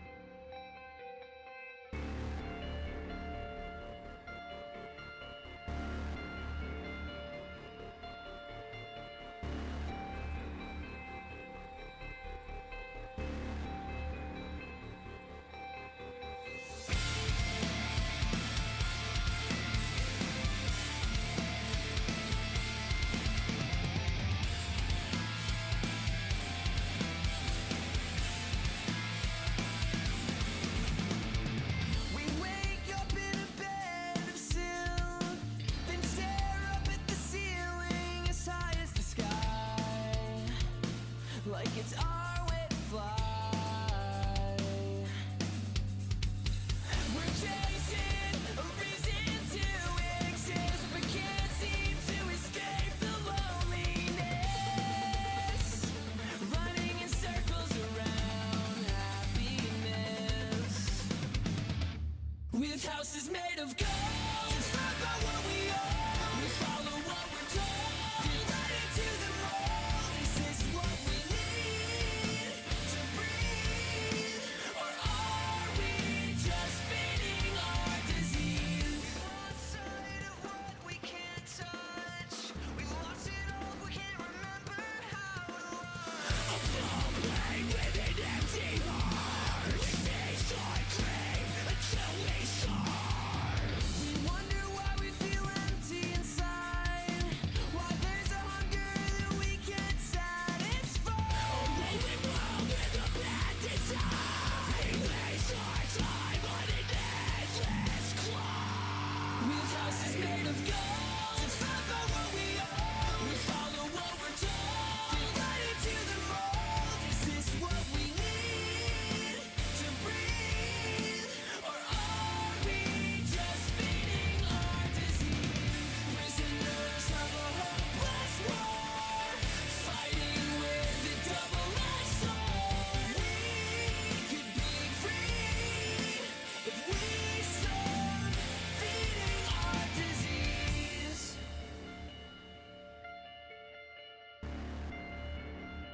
We stand on top of the world, but still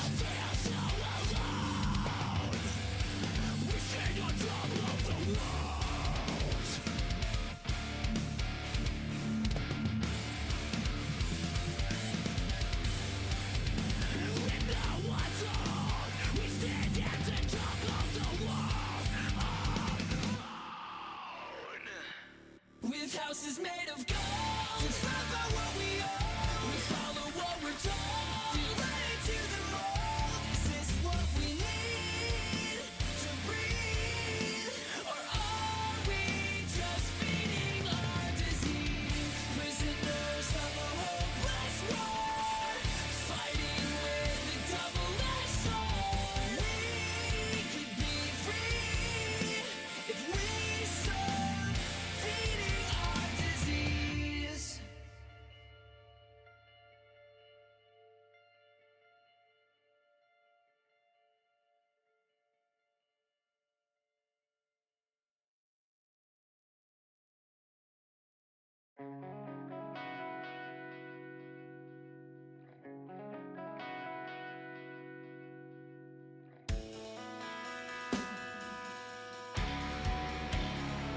Please come home soon. It's that empty space, the one located in the corner of the room. It's the one I hide in. I keep my door open just a crack, in case you come sneaking in at night. I don't quite expect you to, but the door's always open for you. Let the light shine through the walls. We'll see nothing really there at all. I see a figure, it's coming closer. My friend, I have been waiting for you. You're a wall full of bricks and I'm heading towards it. Never stop when I say, no matter which way I go, I'm certain to forfeit. I'd give it up if I could. I see all sorts of shadows pass, and footsteps echo through the halls. These ghosts like to visit me, but I know that they won't abandon me. Let the light shine through the walls. We'll see nothing really there at all. I see a figure, it's coming closer. Coming in, I have nothing to hide. You're such a dark creature, but such a definitive shape. I'm like a shadow, I can feel you, but that doesn't make you real. It's these fake memories that bring you to life. You're a wall full of bricks and I'm heading towards it. Never stop when I say, no matter which way I go, I'm certain to forfeit. I'd give it up if I could. It's that empty space in the back of my mind. I came here searching for so much, but now there's nothing to find. It's that empty space in the back of my mind. I came here searching for so much. I'm left with no place to hide. Vacant is the space placed before me.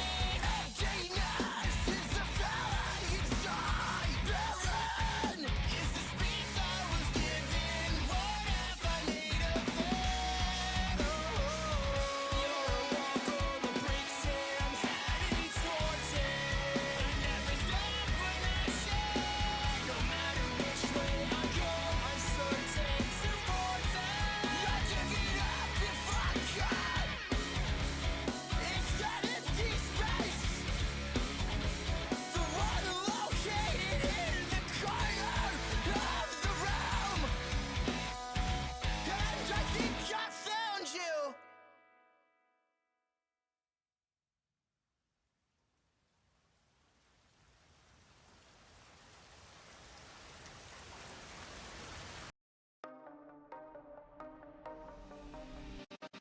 Open your eyes and it'll make it easier to fight through the dark times, the dark times. Hold the light and it'll make it easier to shine through the dark times, the dark times.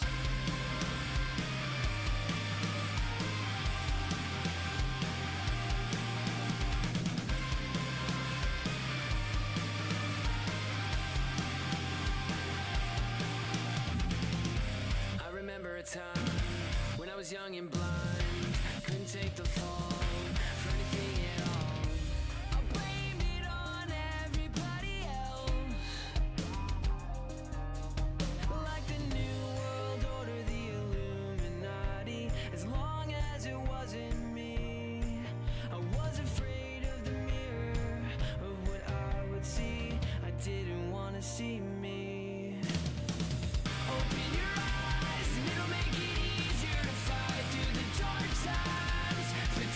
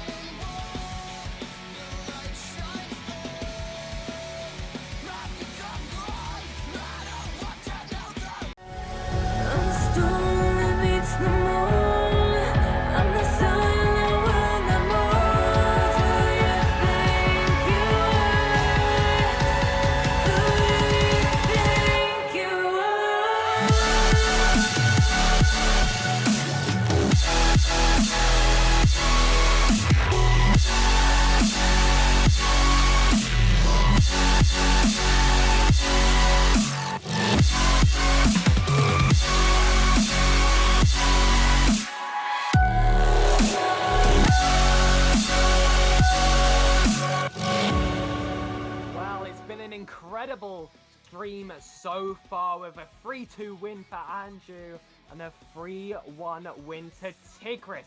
But now we enter that upper bracket. Second chances are here, but this is exactly what the two teams are going to be fighting for, leading into Sunday, leading into those playoffs. And we got ourselves quite a matchup here.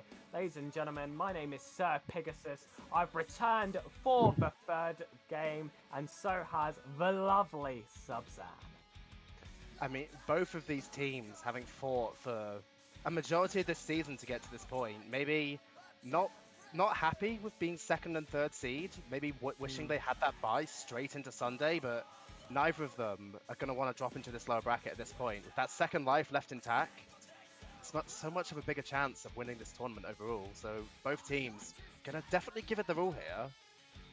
And Drakes, I'm sure are going to be, especially quite annoyed to be in this situation. I was watching their conference quite closely, and there were times where Drakes and Darkness, who you'll not see on this graphics because they've already guaranteed themselves playoffs, they were on equal scoring at some points, but a few drop of points, Darkness just getting those better scorelines ended up giving them that now 5-game win advantage, forcing them now to play against a Caspian side which has looked relatively strong, but Subzan, it's clear which side the stats favour here. I mean, yeah, Drake's with significantly more offense than Caspian, having scored 225 goals compared to Caspian's 161, which actually gives them more goals scored than they've conceded, being 162. But Drake's, like you said, equal with first place for the majority of the season, but draws with Izukoto and a loss to third place Vanguards has put them in this situation, but I genuinely can't really see them being tested too much. This Caspian side, don't get me wrong, they are incredible and they very much deserve to be there, but Drake's, with the significant offense, it's probably going to break down this side. And at least Caspian, they've got that high demo stat, 297 to Drake's 210, so an opportunity to maybe throw some chaos onto the pitch. We know how good Drakes are. Not going to be as good when they only have 2 players on the pitch, but now we're onto the player screen and there's only one player that I personally want to talk about, and it is Dotes, also known as Doherty. Now last season, RSC12, he was in Challenger, absolutely farming me. Words cannot describe the amount of fear I had for this man. To this day, I still get nightmares that he will one day return or someone will take that spot away from him and completely farm me every time he goes into the air. But now he's in Elite. He's 2 tiers higher than he was last season and still is impressing statistically. In fact, one of the best plays statistically in the entire league. So a rapidly improving player. Had an unfortunate play-in-playoff run in Challenger, now looking to take some ground here into the upper bracket and, get rid of some old curses. Yeah, certainly, but if we look towards the other side, I'd say a player that I'm personally watching out for and have had experience with in the past, he might not be the goal leader for Caspian, but Eagle Crane. When I've watched this player play in the past, his ability with these 50s and his ability to control the ball has always surprised me, and I feel like that's his abilities. It's going to be something that Caspian are going to want to put very leverage against this Drake's offense to try and maybe secure this win, and new to their offense, which has been, for the most part, unstoppable. Yeah, this is going to be a very, very tough match, in my opinion, for Caspian, which I think leads us straight into predictions. Now, if any of you are avid RS cast watchers every Monday at 8 CET, by the way, you'll know that I've already made a prediction for this series. There have been none beforehand to make me change my mind. It's going to be a sweep for Drakes, in my opinion. My old foe Dote, paired with Cal, a former coach of mine, I think are going to be way too strong for this Caspian side. I mean, the way this series swings, I very much agree with you. As much as Caspian are a good side, I feel like this Drake side is maybe a little bit too strong for them, but, I back Eagle Crane and RSC legend Brick Diggity. I think they can at least take 1, maybe 2 games, maybe push this to game 5, but I think overall 5 games, Drake's take this. Yeah, maybe we're failing to take into account the power that Brick Diggity brings into the roster. I mean, I'm sure the chat is going to be cheering his name just like they did during the draft stream all those months ago, but those months have led to this. They have to perform, keep their 2 lives, get that huge advantage leading into Sunday, but I think all the players are ready, Subs, and I'm certainly ready to watch this matchup. I'm going to give the players the go. Let's get straight into this series.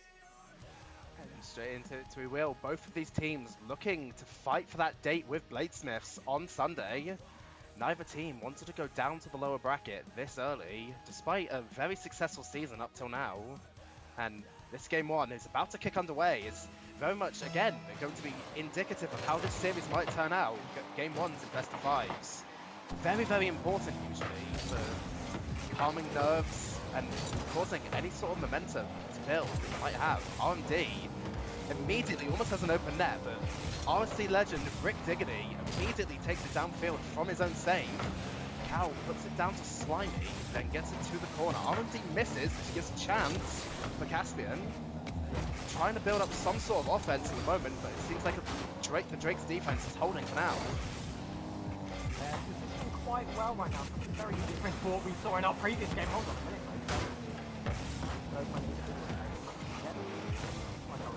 Drake, I think they already look so much better defensively in terms of just having that third man behind. Even to do one man, it's hard to be in second, especially with your reason wasted in that first play. Caspian are going to have to get a bit creative to create some opportunities, and demos like that are certainly going to make it easier, but they don't have the attack anymore now. Drake trying to keep it forward. This game, however, seems to be quite end-to-end. It is a little bit, both teams maybe feeling each other out right now, but Drake so far very much been impressed with their speed, and I'd say significantly have the mechanical advantage over Caspian at the moment, especially with that flip reset we saw earlier. Maybe being indicative of their own confidence coming into this, but Caspian putting some pop shots from midfield, looking maybe to try and see if they can force a mistake from Drake's, but at the moment, Cal especially, just taking his time a little bit with it, not panicking, and making sure the ball is kind of locked in Caspian's own half. A dunk again from Doherty, but Diggity misses. It's now a potential chance for Drake, but no one really there to capitalise on it. Ball's moved downfield from Slimy. Oh, good touch from Cal! But Slimy puts it straight back into Cal, and despite the fact that they've been hammered with this pressure, Drake survived. Drake's gonna have to create something of their own now. They did well before to create those opportunities. We saw a time when they looked to be an open there where 2 players have to miss the ball. That's good demo to backboard, and Doherty manages to get the double target. I've seen this before, but he's pulling it off in a bigger stage now. I think that demo acted more of a smoke screen instead of actually getting rid of an important player there. No one could see that play coming. It would have been hard to anyway. Doherty fast onto the ball and puts it side ahead. That was very smart from RMD, but before I can even talk about his last play, RMD gets it again down to Doherty, the star player you talked about, and immediately Drake's just their offense is running away with it. Caspian don't really know what to do about it. And now with half the game played, it's 2-0 to Drake's. They're already a fast side here, Drake. Come on, let them get this confidence and build it up even more, but you're ending up getting suffocated. Caspian within that last 30 seconds certainly had an important 50 in our Eagle frame. He's credited him for how well he is at doing it. Manages to face out the first man, goes for the second man. Got quite nicely for Brick Diggity. He flicks it over a man. The goal looking very open, unable to get it on net. Gets it into the danger area, however, and Caspian maybe have a chance to bring this ball back. No one was ready on the near post. They couldn't get the read here, and Cal left for dead on the goal line. All they had to do was place it where he isn't. Caspian back now, 2 minutes 10, plenty of time to go. Plenty of promise. Little bit of panic there from RMD in his own goal line. It maybe caused that, but I don't particularly blame him for jumping for a potential shot, even though that shot ended up going off target. 'Cause I know I would do the same in my games. The Drink Diggity now takes it downfield. He's looking to try and generate some sort of pressure with a zero boost. But as soon as he manages to do that, RMD comes in with a demo to make sure there's no pressure that can be built. Second man for Caspian, demoed away. Drink Diggity looks to try and get it to Eagle Crane, but wisely backs off as RMD booms it to his own corner. Eagle Crane gets 50'd out by RMD. Slimy now down to Eagle Crane. Misses the ball, but still has control of it. Doesn't manage to get it past Doherty though. As Caspian looking to try and build this pressure a little bit, but Drakes don't really seem to want to yield yet. Here's Clarence here, doesn't find himself on the target. RMD, not much use on the ball, has to just try and get one, try and get the follow-up, keep the pressure going. Managing to get this wide boost, that's going to be important. Slightly unable to get the touch. Eagle Crane, I think so good in the corner so far out. Nullifying the pressure, giving the team time, and Slimy, a good touch, manages to beat out here. They're on the counter-attack, I don't think there's anyone back. One final demo, just to rub it in on Doherty. What a transition. They catch Drake off the offensive a bit too high up the pitch. And now this 2-0 lead for Drake has been reduced to a 2-all scoreline. Drake's there, maybe getting a little bit too eager to try and put a third goal in, to try and stop Caspian's offense, and I mean Eagle Crane does a brilliant job to get that one moving straight downfield, too fast for Drake's player to be able to make it back to, and trying to maybe play off of Drake's overconfidence. Again, it's an overcommit from Drake's, maybe a potential chance now for Slimy, but Cal manages to get up to it quickly to avoid any sort of shot coming on target, but Quick Diggity now tries to get this downfield. It's over Doherty. It's a chance to shoot this. It's on target. Cal's missed. Oh! And Eagle Crane. Wise do it again. Follows up perfectly behind his team. It's now a 3-goal swing. Caspian are now in the lead. Doherty there, which is caught on the back foot. Cal not quick enough to get to that ball. Ends up in the middle. The last defender once again just completely beats into the ball. Caspian get that car onto the ball first. All 3 players, all 3 on the other side. They sickly been faster. They were 2-0 down. And now they find themselves ahead. And with 3 seconds left on the clock, quite confident they'll take the lead heading into game number 2. But R&D, yeah, there you go. Unable to keep the ball up. Caspian, a shock lead with how the first half of that game went. I would agree. If you're Drakes, you'll certainly feel like you're maybe robbed a little bit of that game, but realistically, their own overcommits, probably, they've only really got themselves to blame for that one, but if they can remove those overcommits, remove maybe that little bit of eagerness to absolutely destroy Caspian, they'll feel confident that they can take the next game 2, maybe even 3, and finish it 3-1, but Caspian, to make that 3-goal swing, that's going to be huge for their confidence coming into the rest of the series. And the thing is with Drakes, it's don't think they should actually change too much in game number 2. Play it like they did in that first half and they wouldn't have lost at all. I think they got a bit too full of themselves, a bit too confident. They saw themselves with that 2-goal lead. They felt like the better team, and sometimes you just can't do that. I think they got a little bit complacent, and it doesn't matter who you're playing against. When you're in the elite tier, other teams are just going to beat you to the ball. They are indeed. Eagle Crane being the beneficiary of most of that, with a hat trick to his name, scoring all 3 of those goals. Maybe not the goals he would have wanted to display, most of them being tap-ins from his own half, but he's certainly not going to complain as he's now 1 game up, going into game 2 in this upper bracket. Looking to, like I said before, get that date with Bladesmiths, the seed 1. Got that bye on Sunday. Maybe try and continue their upper bracket run after that. Slimy. I'm confused how that's gone in. Doherty, I think it was, just watching it, maybe thinking at a defender behind him, just watches it sail over his head. And Caspian, within, 13 seconds, immediately 1-0 up.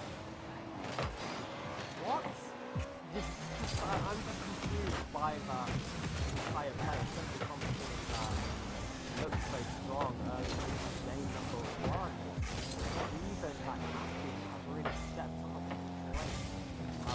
slow down a bit here, but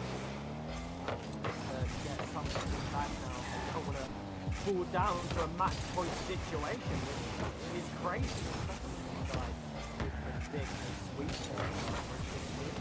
get another shot on net. That was a bit of a double commit. Both players going forward into that opposing corner, giving a bit of work for that last defender. A bump on the goal line.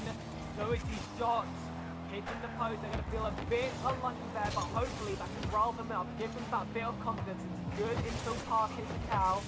RMD has to do something in the corner, completely beaten again by Brick Tickety, who's heavy clear. Doesn't do enough to quell the danger. Cal leaving the ball for R&D, takes back corner boost. Wow, 52 people. Great. Trying their best to get back into this series. Cal potentially in a 1v1! And that's perfectly taken. What composure in that position. Takes it low, puts it on the top of his car, and just simply double jumps over. The power of the simplicity. Sometimes the most simple option, just being the better option. Eagle Crane, maybe not expecting just the slight control touch, and I mean, it's worked out brilliantly for Drake. Despite the fact they had a shaky start to the game, they've now tied it. They're going to look to maybe capitalize on an overcommit. Brick Tickety has to get back to this. Does so well, but Slimy's gone flying. R&D with a chance to double. Leaves it for Doty. Manages to 50 that quite awkwardly. Now for chance to Cal. Barely puts it off Brick Tickety now. With control. Chance to flick it. Gets it over R&D. No, he doesn't actually. Never mind.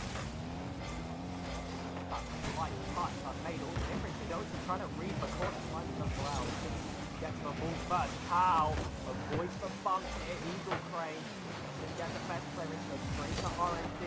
Once again, looked like they were going to give it straight away, but Brick Tickety looking a bit off pace on the backboard, and that's the mistake. That's going to give Cal the opportunity in the middle. Too many players here were committed to a play that didn't come to fruition. That lower half of the goal completely open, slams it down on the ground, and breaks ahead again. But certainly have. Drake's very much a team that, as we saw in game one, capable of getting maybe a bit overconfident when they have a lead, maybe trying to push their lead further to prevent any sort of comeback from happening. But what we saw there in that game two was just a prime example of their offense, just completely unrelenting on the Caspian defense, just not letting them out, perfectly following up every single dangerous ball that they were given, and they would have known eventually the Caspian defense was going to yield. Trying to get this one downfield again. R&D to Cal maybe in the corner. Gets it up. Doherty with a chance. But Eagle Crane fast to it. Gets it to his own corner. It's now loitering dangerously in the midfield. R&D with a chance. Puts it off the ceiling to Slimy. Gets a maybe less than optimal clear. Goes to Doherty. With Dignity. Actually leaves this for Eagle Crane. Never mind. Moves it again down to Doherty, to Slimy. Cal with an amazing save. I mean, Caspian looking to build some sort of offense now, but the Drake's defense, calm and collected in making sure that nothing comes out of it. Drake so far, good set up the play. They're constantly finding each other when they're on the wing, even if it's having to be a pass back in front of goal. Sometimes have more space to make things open. They rush it a little bit. Get it info backwards. You've got players waiting. I just think just going to go for a tough shot, force out a bit of that boost, and rely on your teammates to follow up on it. Overcomplicated at times. You want more like that. Doherty throwing shots at net. You see that double commit on the goal line, and they're looking a bit awkward. RMD once again having an opportunity to put it on net. Just create this pressure. Give Caspian something to be scared of, something to make them panic. Go for these double commits, and you can capitalize. They certainly can, but Drake should probably want to use a bit more of their mechanics that they probably had, especially with the higher goals that they've used to break down this defense. You know, like they will understand that basic boomables probably not going to work forever, but I mean for now they have the lead. R&D with no boost managed to get it past one. Slimy takes control of it. He's looking to do something with this. Maybe not quite the flick he was looking for. Doherty collecting it. But again, just to the corner to Brick Diggity. Now has a chance to take a bit of control of this. Does. But R&D cuts out brilliantly. Eagle Crane. Ooh. Ward is loitering in front of net. And Cassidy's unable to do anything with it. The ball touches the ground. And Drakes immediately recover off that devastating Game 1 loss. And immediately make the series 1-1. And I think Caspian were lucky to only lose that game by only 1 goal. I think Drake's had a lot of opportunities that they should have done a lot better with, especially with their quality and what they've shown throughout the season. There were moments where, you know, you've just got to think, their 1 goal that put themselves ahead was a player being patient on the ground, keeping it close, and then saving that shot for when it was needed, having all of the time, all of the space, all of the control. And then late in that game, they were just giving it away a little bit. They were banging it onto the backboard, which I think is the most defended area of that Caspian half. And like I said, there were way more opportunities to get more goals, and Caspian, I think they can count their lucky stars here, but if Drakes continue to play like that, they can catch some more lucky goals past them, I think. I mean, yes, as you said, Caspian always seemingly having a player on that backboard when they're stuck on defense, but Drake continuously trying to use it. Maybe coming into game 3, then maybe you might be looking to make a mix-up of it, maybe testing more infield passes, more solo plays, air dribbles, air dribble bumps, anything to try and break down that defense and hope that they can really earn these wins rather than just getting most goals, maybe off defensive mistakes. Looks to be another early chance here, coming for Drakes, trying to keep himself quite close to the ball. I don't know how position here, but get himself enough behind it. Slimy has an opportunity to slap in an early one, doesn't get that follow-up touch on the ball, lets it fall into the centre. Security is waiting now. Keep the ball close, an opportunity to get a bit mechanical, but even if they had that little bit more boost, a Brick Diggity, one thing I can say about it, so well in the corners and on the walls. I feel like he's always in that perfect position to wait for those second balls, whether it comes from an opponent or Yeah, I mean, definitely Brick Diggity, the one player that I've certainly looked at the moment to cancel out a lot of this pressure. Eagle Crane doing wonders on offense, but Brick Diggity, true to the name, being like a brick wall on defense at times. He's going to be tested a little bit now. Gets tested, Brick Diggity. Like I said, a complete brick wall. No idea how he keeps that one out. But Caspian going to be banking their lucky stars, he did. R&D now in the corner, but Eagle Crane just immediately dives on it to prevent him from getting any sort of control. R&D and Slime to get a 50. Eagle Crane gets a demo. Cow now tested, he misses. But the second man from Caspian not willing to commit. Maybe they're going to just wish that they could commit that second man a little bit more, generate that pressure, and break through this defense. And it feels like both teams now have had these opportunities that they've just got to do a little bit better with. That's a great touch here by Slimy. Low boost, goes to that fake middle wall, but not fall for it. Beats Eagle Crane in the 50s, lay off well for R&D. That was a play that committed quite fine. The bump was on Slimy there. Maybe kind of opened up the net for an easy goal. But they're just losing those final pieces, both teams here. Any team can go ahead, but gotta just get that final now. They'll easily go ahead. Yep. Oh, that's a good infield pass from Eagle Crane.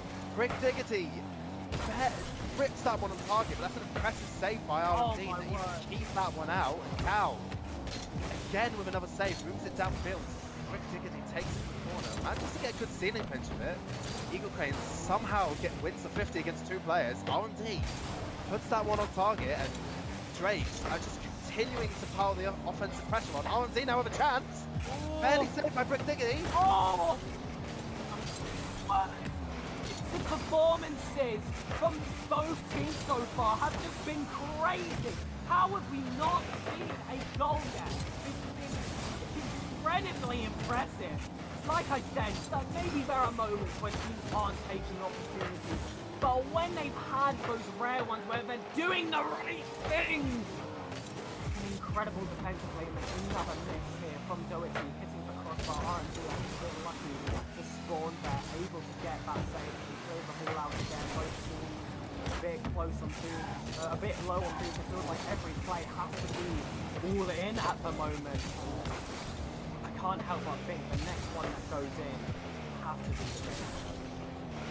To get to that point in the death of the game, for both sides. Drake's with 4 saves currently. Oh no, no, Oh. no. No. This game offered so much. The defense has been so strong. Rick Diggity hits it off the ceiling. There were plays there. It bounces awkwardly. No one is able to read it. And Eagle Crane was just ready to slot it away.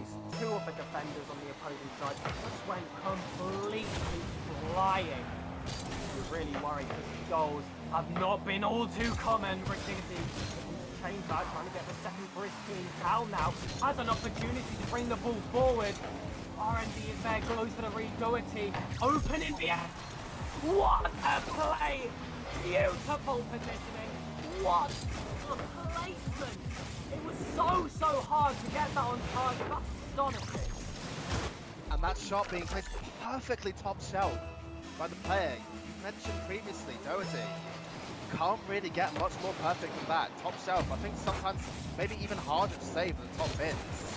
Depending on who you are, top bins, potentially with a chance to pinch it out, but you know, gotta give credit to Drakes. They concede a very poor goal in my opinion. I was just about to praise them for their defense at the time.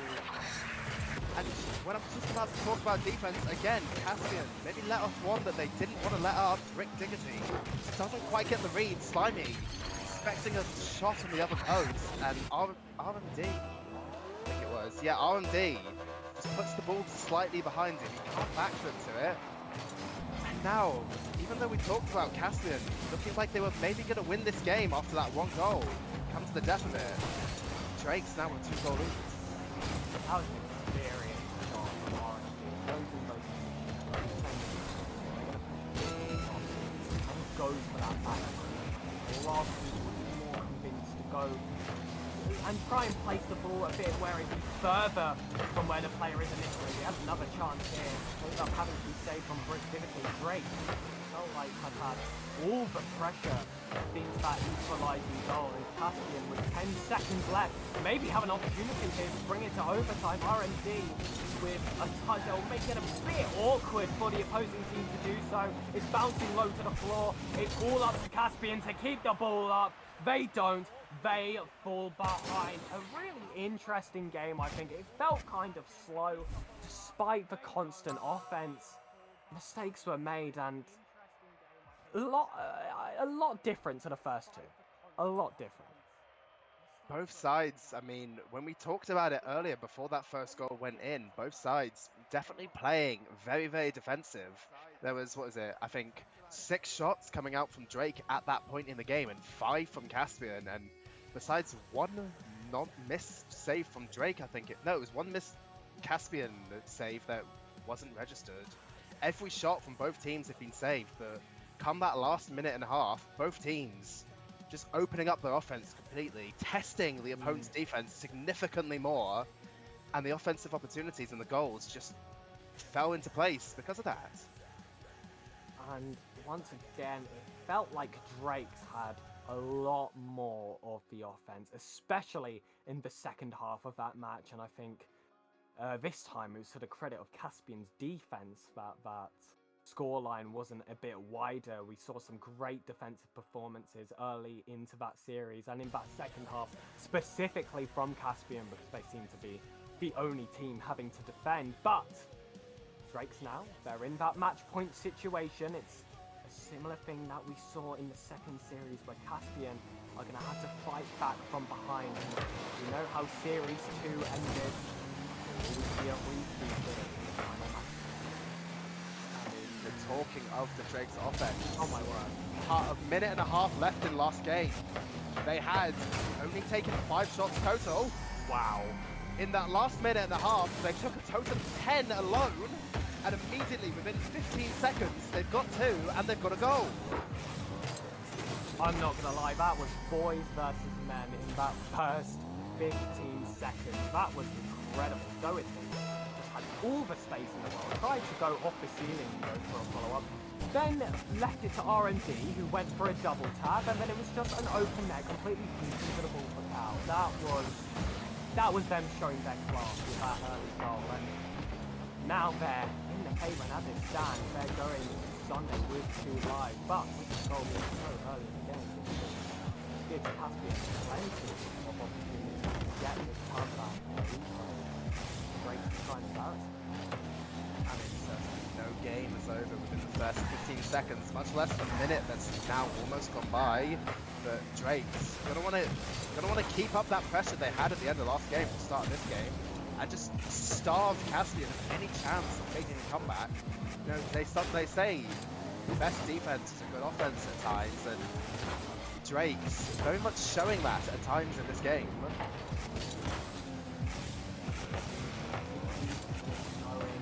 Drake, I think they have a lot of their defensive units covered, just like you said, with their immense pressure, so they never even really have to make an effort. And that is a smart play here from Orange. How's in the corner, puts him in the middle very well, coming off the waterfall, and that 360 not going for the ball, just trying to wait for the ball to be thrown into him and play for that 50. He's not full, plays it right, plays it right, sneaks it under. Now they've doubled the lead and made Caspian's journey a lot more difficult. That delayed shot from R&D, it's so smart to force the defender to have to dive for an early shot, and just puts it slightly behind him because of it. And Eagle Crane now looks to try and be a little bit of hope now for Caspians. Now 2 goals down on their last life in this upper bracket. They can't afford to let this one slip between their fingers. But as of right now, Drakes are not giving up this relenting offense. Rick Diggity can't get it past R&D, but it goes to Eagle Crane, who booms it downfield. Doherty's awkward. Counts for Quick Diggity, puts it middle. But Cal and R&D, I think it was, double commit. Make sure that ball comes out. Demo from R&D onto Slimy, as the whole now of the Caspian's offense looks to try and move upfield. I don't think we really see serious opportunity yet. Something that's going to put some fear once we get desperate booms into the other half that happen to be on target. Drake has been all over them here. It's a completely different game than what we saw last time, but look, if you're going to boom the ball on net, sometimes your opponent team gets a little bit too confident, like they did in game 1. You can grab one back, put this game back into a more manageable position. And the flashbacks from game 1 immediately coming up. Caspian, I believe, scoring in a similar way with a similar amount of time on the clock back then.